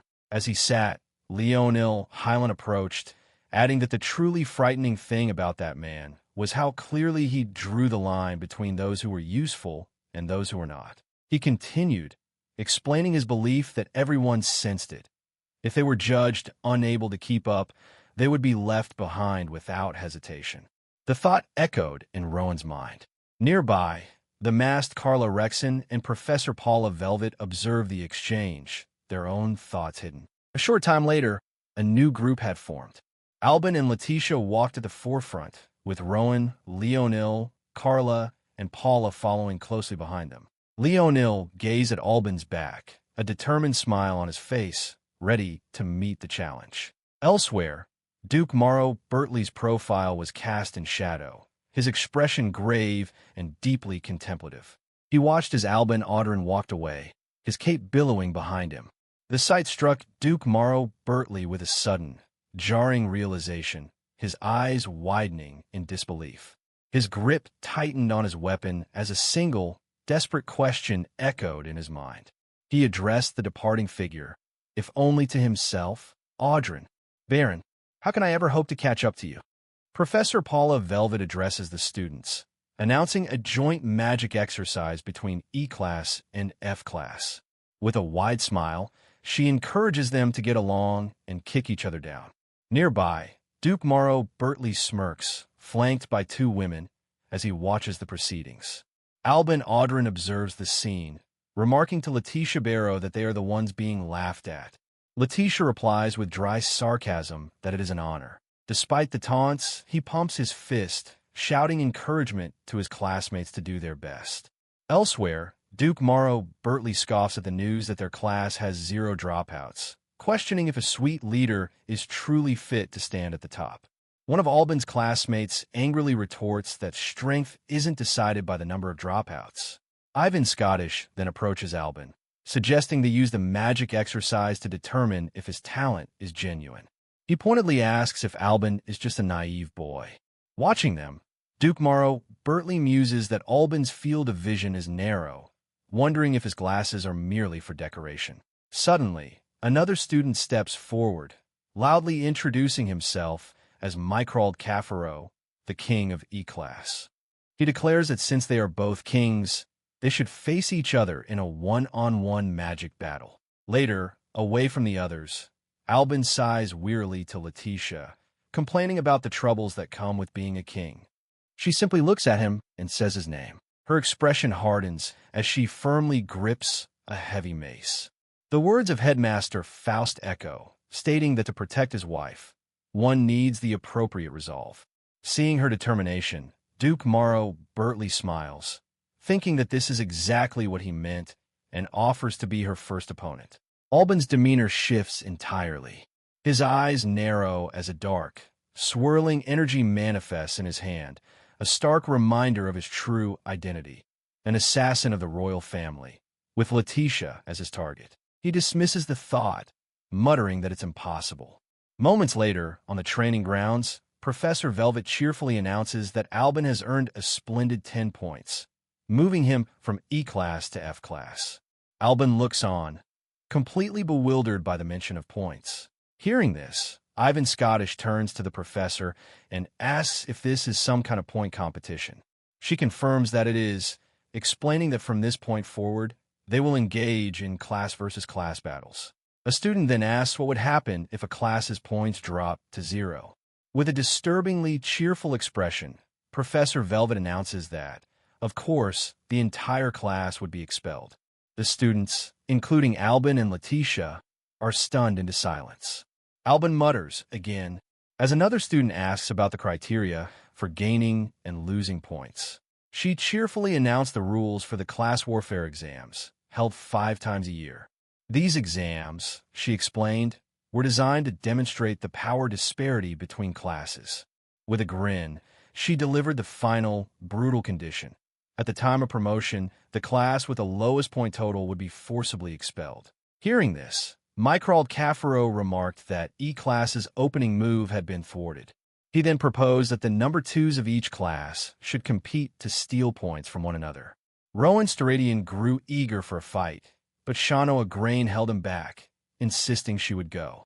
However, Mykrald overruled them, deciding to handle the matter himself.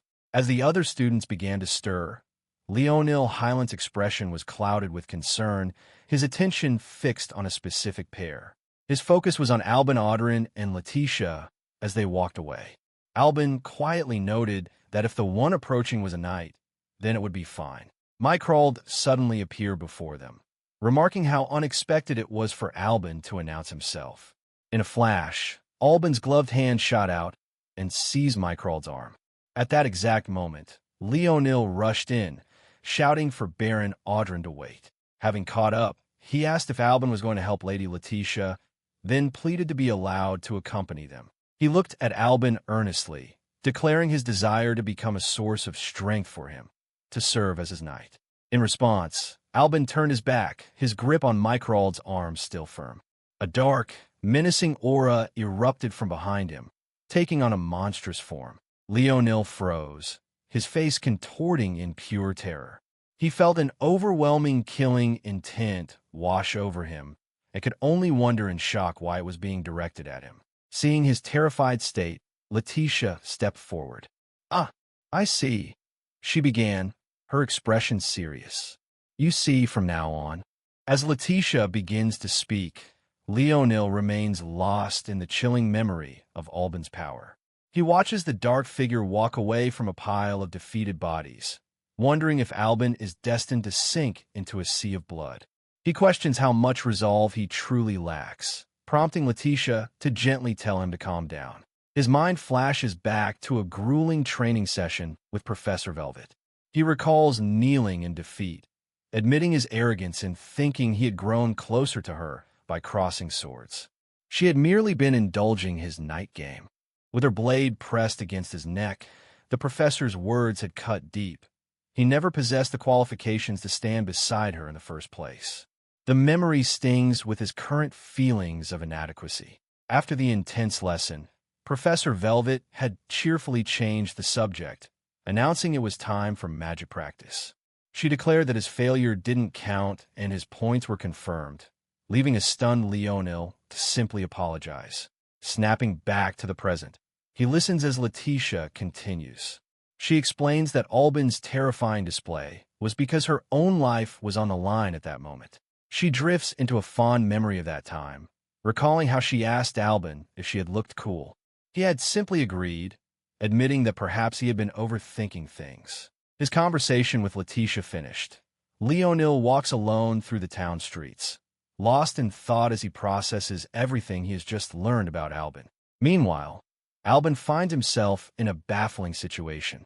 He stands before Rowan, Matthias, and Shanoa, who are all eating hot dogs. He demands to know what is going on, as Rowan claims they are simply deepening their bond as men. Shanoa observes that it must be his first time with junk food, while Matthias questions if it's really that good. Rowan cheerfully offers a hot dog to Albin, insisting that a lord should get along with his retainers. Albin, looking utterly perplexed, questions why he is even with them and flatly refuses the food. As she eats, Shanoa adjusts her glasses and provides a logical explanation. She states that they are now a community bound by fate, so it is only rational to be somewhat friendly. She urges Baron Audrin to try the food, insisting it's delicious, but he repeats his refusal. She continues her attempt to bridge the gap, suggesting that those of equal strength should not hold back with one another. Beside her, Rowan enthusiastically agrees, urging them on. Albin considers her words with a faint smile. He muses on the idea, wondering what it would be like if he were, for example, as strong as Leonil. His contemplation abruptly ends as he lunges forward, grabbing Rowan by the collar and lifting him effortlessly. With a menacing grin, he asks how Rowan could be considered strong when Albin had defeated him in an instant. The tense standoff is shattered by a woman's scream. A thief has snatched a bag and is fleeing through the panicked crowd. Without hesitation, Albin orders Leonil to catch one of the culprits, and Leonil immediately agrees, springing into action. The thief glances back, warning his pursuer not to follow, only to find his path suddenly blocked by Leonil. The thief cries out in shock as he collides with the student, stumbling to the ground. From a nearby rooftop, Albin observes the scene with cold detachment. He wonders aloud how long the thief intends to play this game of tag. With a sharp command, he orders something called Esmeralda to freeze the man. At his command, a massive spire of ice erupts from the cobblestones, instantly encasing the thief. From within the freezing magic, an ethereal, spirit-like woman with long, flowing hair emerges, much to Albin's surprise. She floats gracefully before him, identifying herself as a distinguished student from the Royal Academy who is also pursuing the Snatcher. Albin can only stare, stunned by the appearance of Spirit. Leonil rushes to the scene, calling out to Baron Audrin. He looks around, confused about who managed to apprehend the thief. His eyes then fall upon the floating figure beside Albin. A look of utter disbelief crosses his face as he recognizes her. Stammering, "Lady Letitia," he and Albin could only stare up in stunned silence as the ethereal woman addressed them. Her gaze settled on Albin as she questioned if he was Baron Audrin.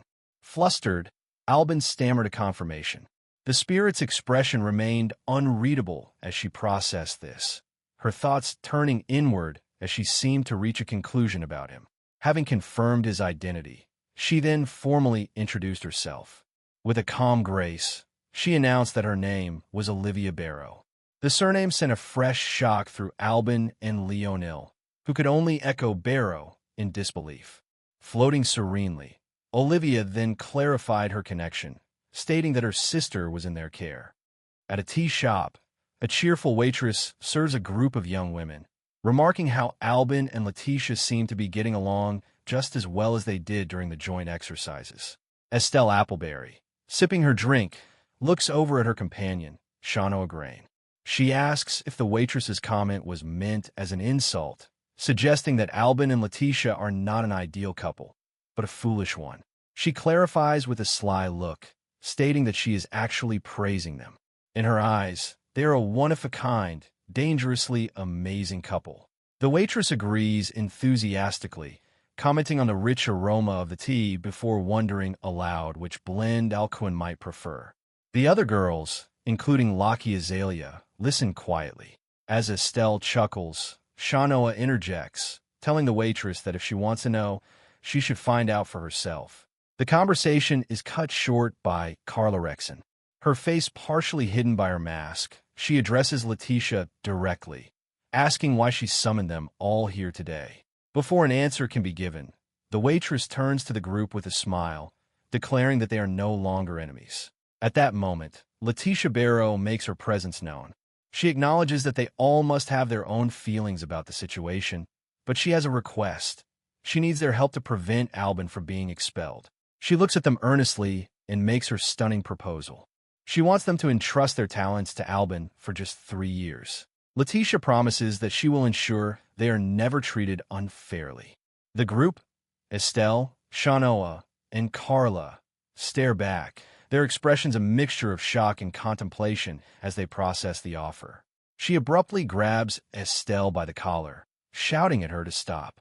Letitia questions how the wife of a king could possibly bow her head to a mere subject. Leaning in, she demands that Estelle listen closely, telling her to clean out her ears to understand the true meaning of being a queen. A true queen, Letitia explains through a series of grand gestures, must be elegant, haughty, and royal, smart enough to use the king to her own ends. She yells directly at a stunned Estelle, demanding she put more power and nobility into her bearing, declaring that as her rival, Estelle is currently providing no challenge.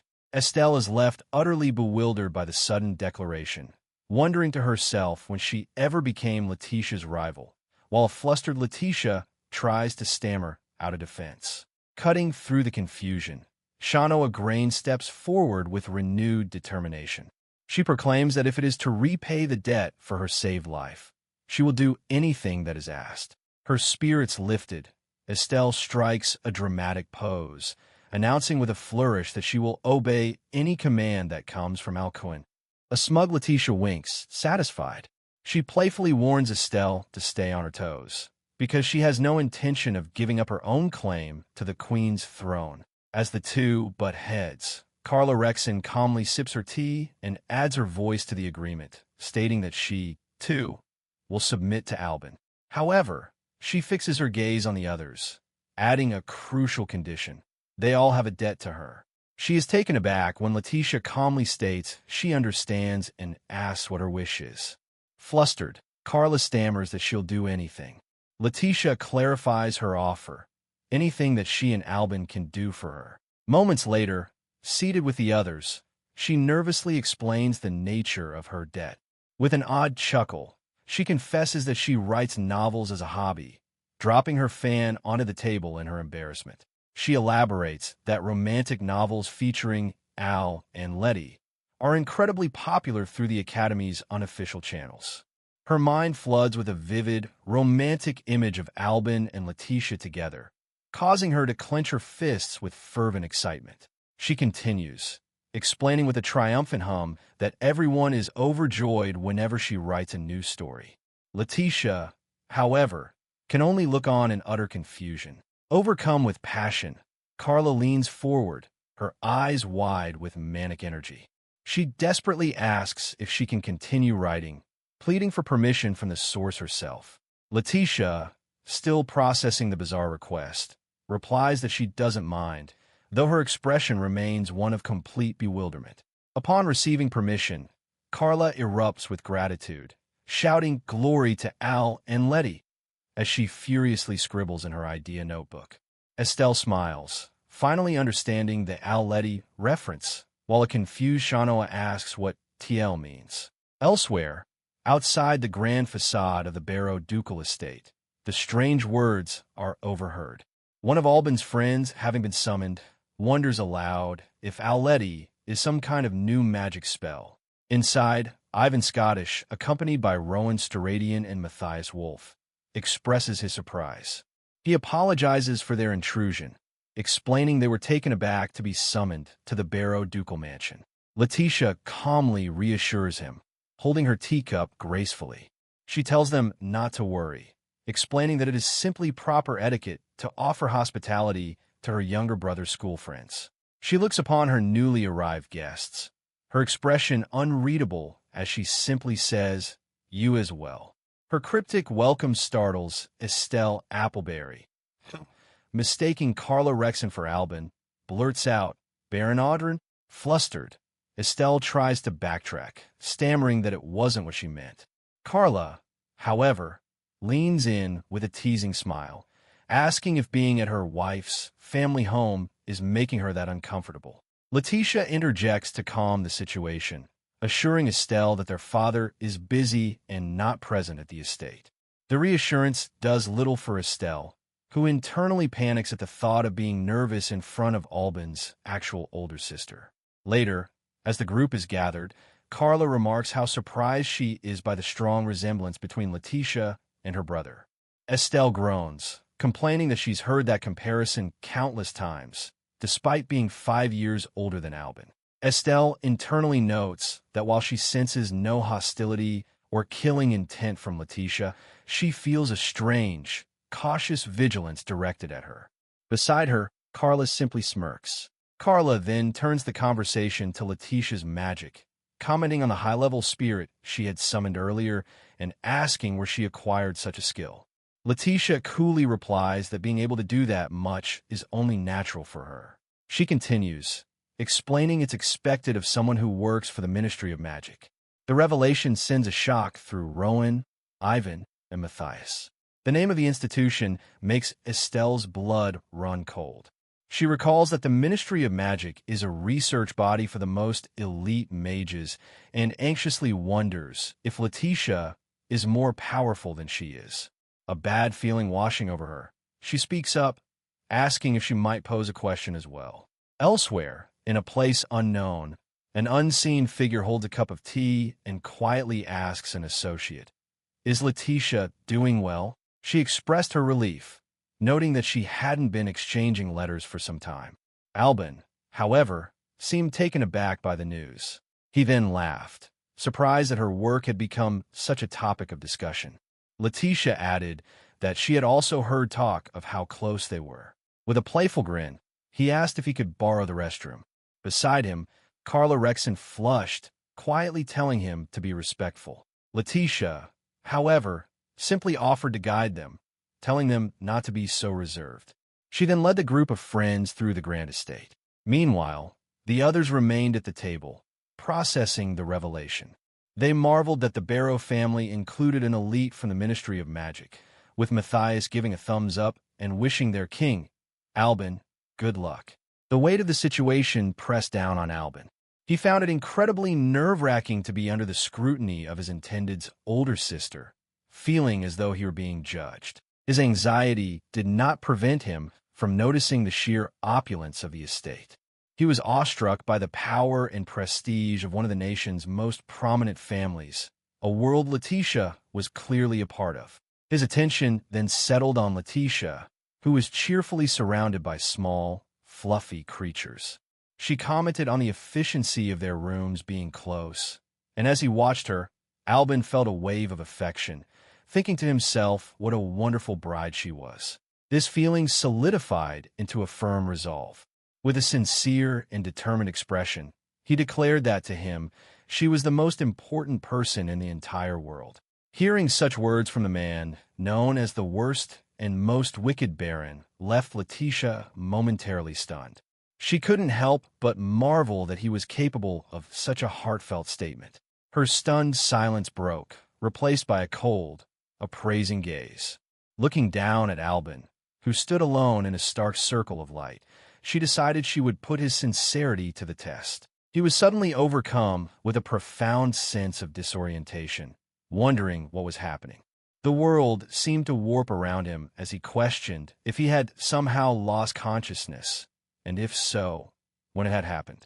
His confusion mounted as he tried to make sense of his surroundings. Something flickered in his vision, and his eyes widened as they reflected a terrifying sight, a raging fire. The vision solidified into a horrifying reality. Before him, his own home was engulfed in flames. A cry of pure shock tore from his throat. Inside a lavish bedroom, Seabass Christian dramatically pulls back a blanket, urging Albin Sama to wake up. He complains that he can't receive his good morning kiss from Letitia until the young master is out of bed. Beside him, Letitia Barrow watches with a gentle smile. He tells Seabass not to be so serious, kindly offering to give him a kiss anytime he'd like. The butler appears deeply touched by her generous offer. An instant, however, her gentle expression twists into a cold, menacing smile. Seabass's face contorts in shock and pain, his eyes wide with a sudden, terrible realization. Suddenly, Albin is jolted awake by the roar of flames engulfing his mansion. Panic seizes him as he screams out for Seabass and Letitia, desperate to find them amidst the chaos. Bursts through a doorway to a horrifying sight. Seabass lies motionless on the floor in a spreading pool of blood. Letitia stands over the body, a bloodied knife in her hand. Albin calls out her name, his voice trembling with disbelief. Rushing to his butler's side, Albin screams Seabass's name in anguish. Letitia watches him with an unreadable expression before letting the knife clatter to the floor. He whirls around, grabbing Letitia by the shoulders. Frantic and confused, he demands to know what is going on. She meets his desperate gaze with chilling emptiness. Her voice is devoid of all warmth as she states that being with him has only ever brought her suffering. Stunned, Albin can only echo her words back as a question. My fault. Letitia's cold expression confirms it as she begins, that's why must I. A spear of pure ice materializes in her hand, and she thrusts the icicle spear deep into Albin's chest. He gasps, his eyes wide with the ultimate pain and betrayal. He looks down, the ice spear that had pierced him shattering into nothingness. His mind is filled with the image of Letitia as he wonders if she felt she was suffering during their time together. Memory of her face fractures like broken glass. Her voice echoes, speaking of her days with him, a gentle smile playing on her lips. Vision sends a jolt of shock through him, his eyes widening in disbelief. Feels a phantom touch against his chest, and her name escapes his lips in a strained whisper, Letitia. The illusion deepens, pulling him into an embrace amidst the burning wreckage of the mansion as the false Letitia declares her love for him. The tender moment shatters violently, the entire scene dissolving into fragments of light. The illusion fades completely, revealing that he is unharmed and standing before a female officer. She looks at him intently and asks how he was able to realize it was a deception. He explains that his guess was correct. It was all illusion magic. It was the only reason. He concludes that the recent events made no logical sense. The officer seems to agree, adding that the real Letitia would never use her own unhappiness as a justification for hurting another person. His expression hardens with conviction. He declares that Letitia would never betray him, and he vows that he will never allow her to suffer. He understood now. The illusion was not just a test, but an insult to the bond he shared with Letitia, an affront to them as a married couple. For him, the female officer who had orchestrated the vision watched his reaction, her expression unreadable. Slight smile touched her lips as she raised her hands in surrender. She admitted complete defeat, calling him an extraordinary man.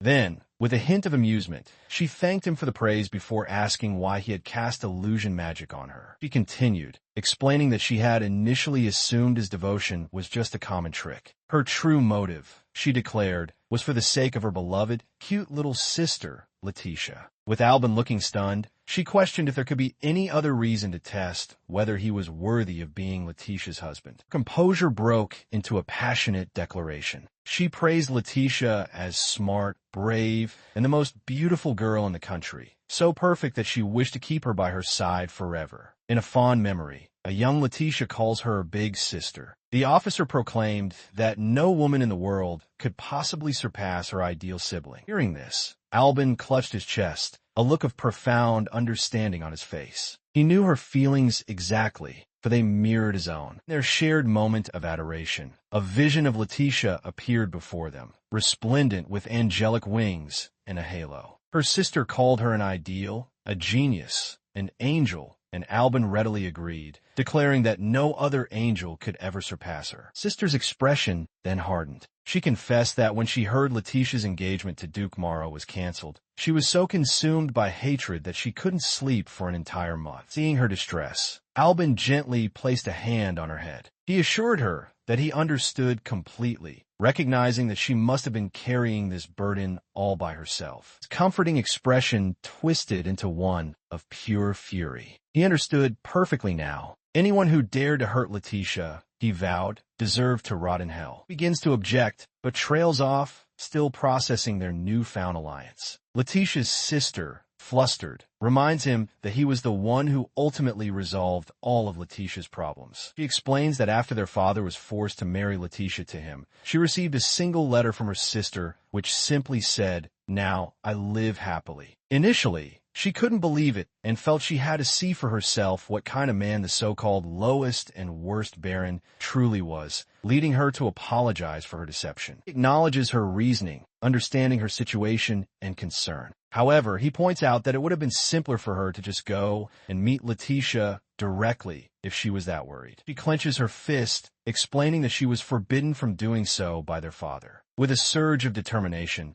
she declares that it makes no difference, as she will ultimately be the one to seize control of the Barrow family's power. Albin is taken aback by her bold proclamation. A knowing smile spreads across her face as she addresses him by his full name, Albin Audrin. Implying this is why she needs his cooperation. She extends her hand towards him, making a promise. As long as he remains an ally who desires Letitia's happiness, she will always be on his side. She then adds that she also has a request for him. Her hands clasp in a firm agreement. She specifies her request. Should any scoundrel ever dare to harm Letitia again? His expression twists into one of chilling intensity. He finishes her thought, vowing to annihilate them down to their very roots. She observes his reaction with a satisfied, equally intense gaze, deeming it extraordinary. She chuckles to herself, a dark amusement in her eyes. She reaffirms their shared purpose. Everything they do is solely for Letitia's sake. As their hands remain clasped, she casually mentions that Estelle Appleberry considers her a rival. Albin seems surprised to hear this, but expresses his gratitude, suggesting he is pleased by the development. Sat with Letitia in her bed,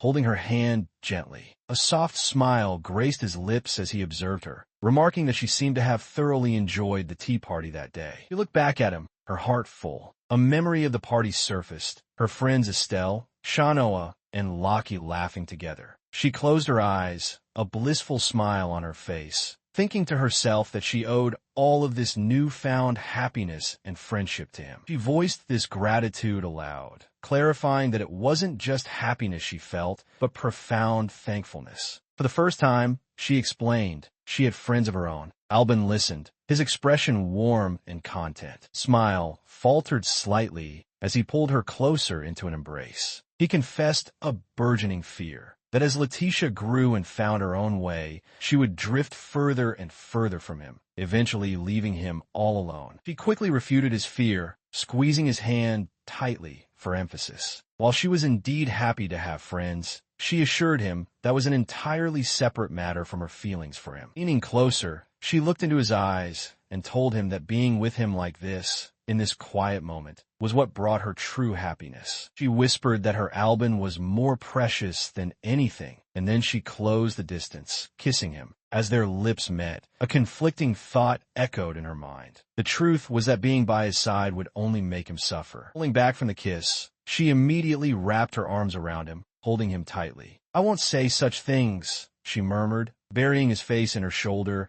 as if to shield him from her own dark thoughts. Sometime later, in a grand, empty hall, a maid reported to an unseen individual. She confirmed their directive. The fact that they had met must be kept a complete secret from Letitia. Maid continued, noting that it seemed Letitia had misunderstood something. She then pivoted to a piece of trivial gossip, relaying with a small laugh that Ivan had apparently bought 100 hot dogs because he liked them so much. At the academy, Professor Paula Velvet reviews a document at her desk, a smile gracing her lips as she considers the proposal for a joint training camp. Elsewhere, Seabass Christian discusses the plan with Duke Morrow Bertley. Seabass remarks that the students of Class E are full of spirit and would be very welcome. Morrow confirms the arrangement, stating that he is in charge of Class F and Class D, while a certain Furian sensei handles Class E. Back in the dimly lit office, Headmaster Faust stands before Paula's desk, accompanied by another instructor. The headmaster expresses his gratitude that the man has agreed, noting that combining 3 classes will surely be lively. He addresses the other instructor as Raimondo Sensei. Raimondo Sensei's face remains cloaked in shadow, but his thoughts are clear. He considers that this is a good opportunity, especially for the high-achieving students, a glint reflecting off his glass. Paula announces the upcoming joint training camp. Albin and Letitia express surprise. Paula enthusiastically explains that Raymond Sensei from Class D strongly suggested the collaboration. Albin remains skeptical, questioning why a homeroom teacher would agree to an offer from Class E, especially involving someone like Mycroft. Turning to his classmate, Ivan, Albin seeks his input, but Ivan suggests accepting the invitation without hesitation, seeing it as a reasonable proposal. The group walks together. Letitia asks Paula about the main focus of the training camp. Paula clarifies that the focus will be practical combat magic. Letitia reveals that Raymond Quadra Sensei is a former Ministry of Magic official. Albin realizes that Raymond likely intends to exploit the skill gap between students to boost his own evaluation points. Ivan adjusts his glasses and points out that evaluating teachers based on class performance creates a chance to score points from 2 full classes. Albin listens intently to his reasoning. Fellow classmates cheer Albin on, encouraging him to demonstrate Class D's true strength, though Albin maintains a disinterested stance, stating he has no interest in scoring points. Despite his reluctance, the surrounding enthusiasm forces a dramatic shift, declaring that they will gladly accept the challenge. Ivan turns to Letitia for her opinion, caught slightly off guard, though she tentatively agrees with the group's direction. When Albin asks what would happen if they refused, Paula warns that declining could lead to deductions for slacking off, confirming that participation is practically mandatory. She cheerfully declared that the true divide between the classes lay in raw motivation and sheer talent, pinching her cheeks into a wide grin while the students looked on in bewildered silence. Seeing little alternative, Morrow conceded that they had no choice but to comply if Letitia agreed, leaving Albin caught off guard by the sudden turn of events. Meanwhile, Letitia pondered the involvement of someone from the former Ministry of Magic, while Albin quietly noticed a sudden realization dawning upon him. Sudden burst of inspiration struck Albin as a brilliant idea formed in his mind. Into the quiet shroud of night, he later approached Professor Paula to discuss a matter of importance in private. Satisfied with his scheme, Albin carefully drafted a letter, eager to see how his plan would unfold on the designated day. At the same time, Letitia's gaze sharpened with intense resolve as she focused entirely on her next move. Sitting alone in the dimly lit room, she pressed on with her work, determined to shatter the lingering shadows of her vulnerability. She remembered her past self, weak, helpless, and reduced to doing nothing but waiting for someone to rescue her. Refusing to remain merely protected, Letitia turned to Seabass with unyielding determination, asking him to grant her his wisdom so she could grow stronger. Having finished her preparations alongside the rest of the students, she joined the group as everyone gathered to commence the joint training camp. Set against the backdrop of a sparkling, sunlit ocean, the camp officially began under an atmosphere charged with competitive intensity. Raymond Quadra, the homeroom teacher for Class D, enthusiastically announced the start of the exercise, encouraging all students to push themselves to their absolute limits. Albin looked on with quiet skepticism as the instructor claimed he was there to assist their development, seeing through the man's self-serving posture. Teacher then gestured toward the open beach, preparing to introduce a special guest instructor brought in specifically for this occasion. Before the puzzled students could question the empty shore, the air shimmered, and a formidable woman materialized seamlessly from high-level concealment magic. A wave of surprise rippled through the onlookers as they marveled at the flawless execution of advanced magical art. Recognizing the newly arrived instructor instantly, the short-haired female officer froze in absolute astonishment, gasping as her cheeks flushed red. Surrounding classmates noted the impressive background of their guest from the Ministry of Magic, while quickly picking up on the striking resemblance between the two women. Offering a calm and confident smile, Olivia Barrow formally introduced herself as an official from the Ministry of Magic and their lead instructor for the training camp. She arrived outside the wooden lodge alongside Albin and Letitia, bringing an immediate air of excitement to the gathering. Embracing Letitia with overwhelming affection, she squealed about missing her, while Albin explained he had written to invite her as a special instructor. Gazing warmly at her sister, she gently remarked that Letitia had found herself a wonderful husband. Blushing deeply, Letitia softly admitted her genuine happiness. Albin proudly pulled Letitia into a hug,